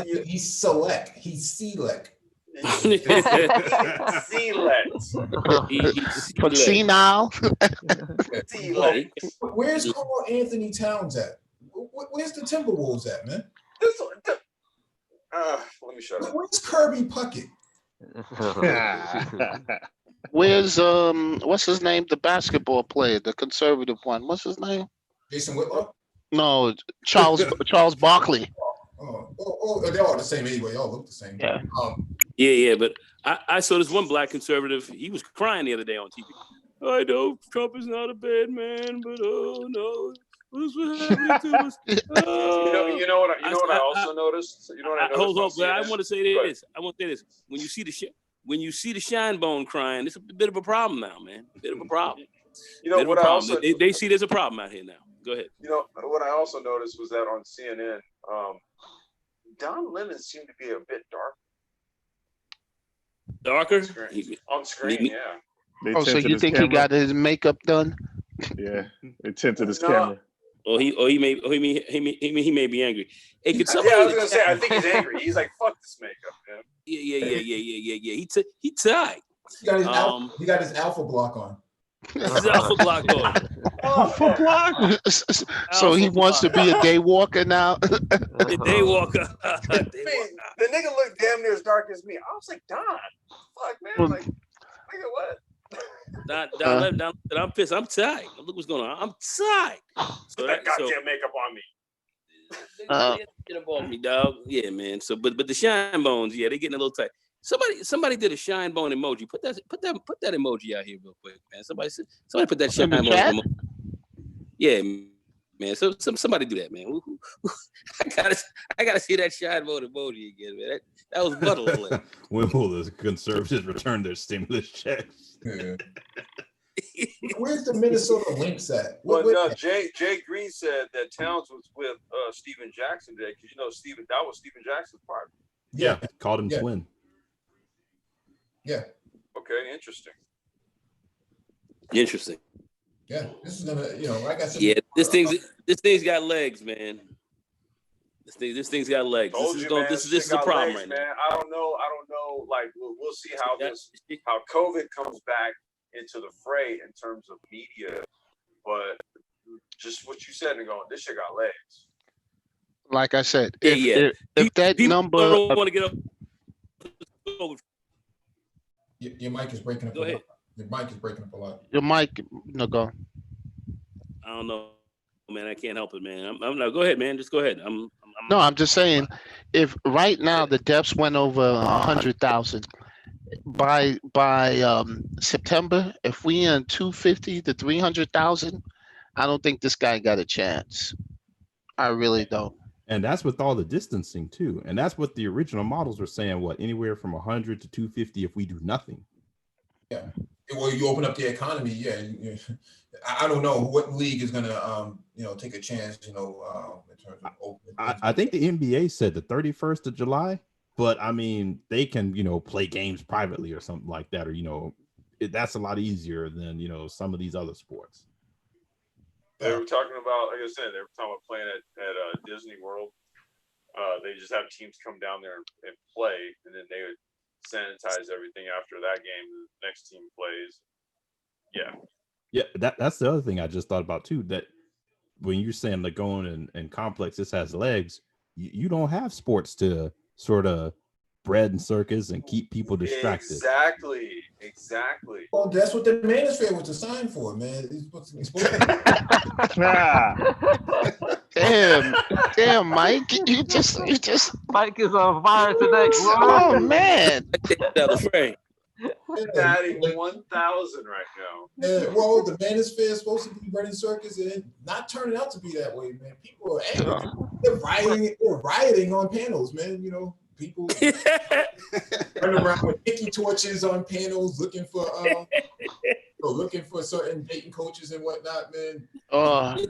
Hey, Mike, you had some monk gay before you came on today? Man, I've been calling this for a minute, man. I've been saying this for March. More like Appleton, Raptor. More like Appleton, or Appleton, or Ray and Nephews. Oh shit! No, man, I've been calling this for a minute though. That the man is, because D.E. Raptor brought up Crimson Cure. That's the only reason I kind of highlighted a lot of this stuff. But we have been talking about this for a while. That the Manosphere is in disarray. Well, that was kind of like sort of like the thought or the concept behind 3.0, right? But somehow that got twisted with people's personal sex lives, things of that sort, right?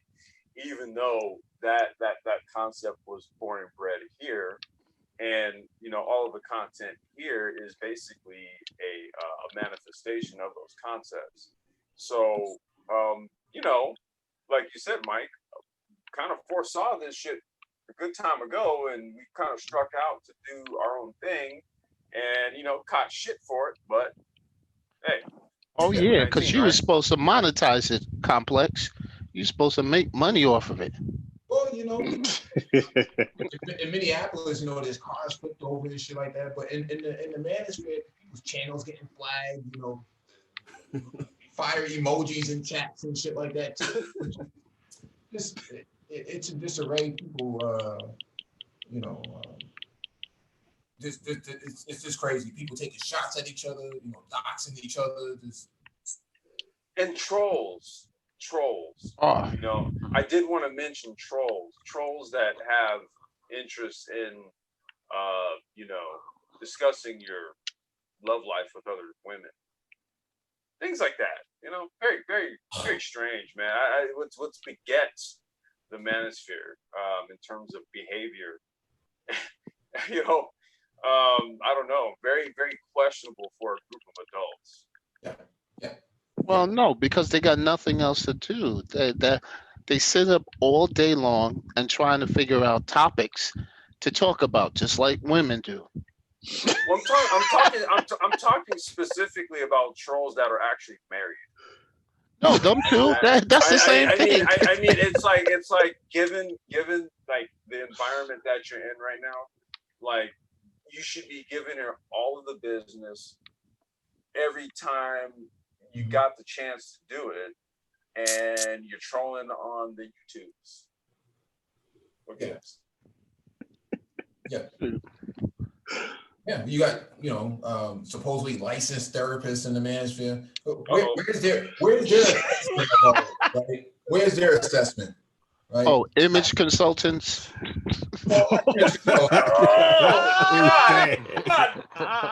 Right, we got out of here, man. So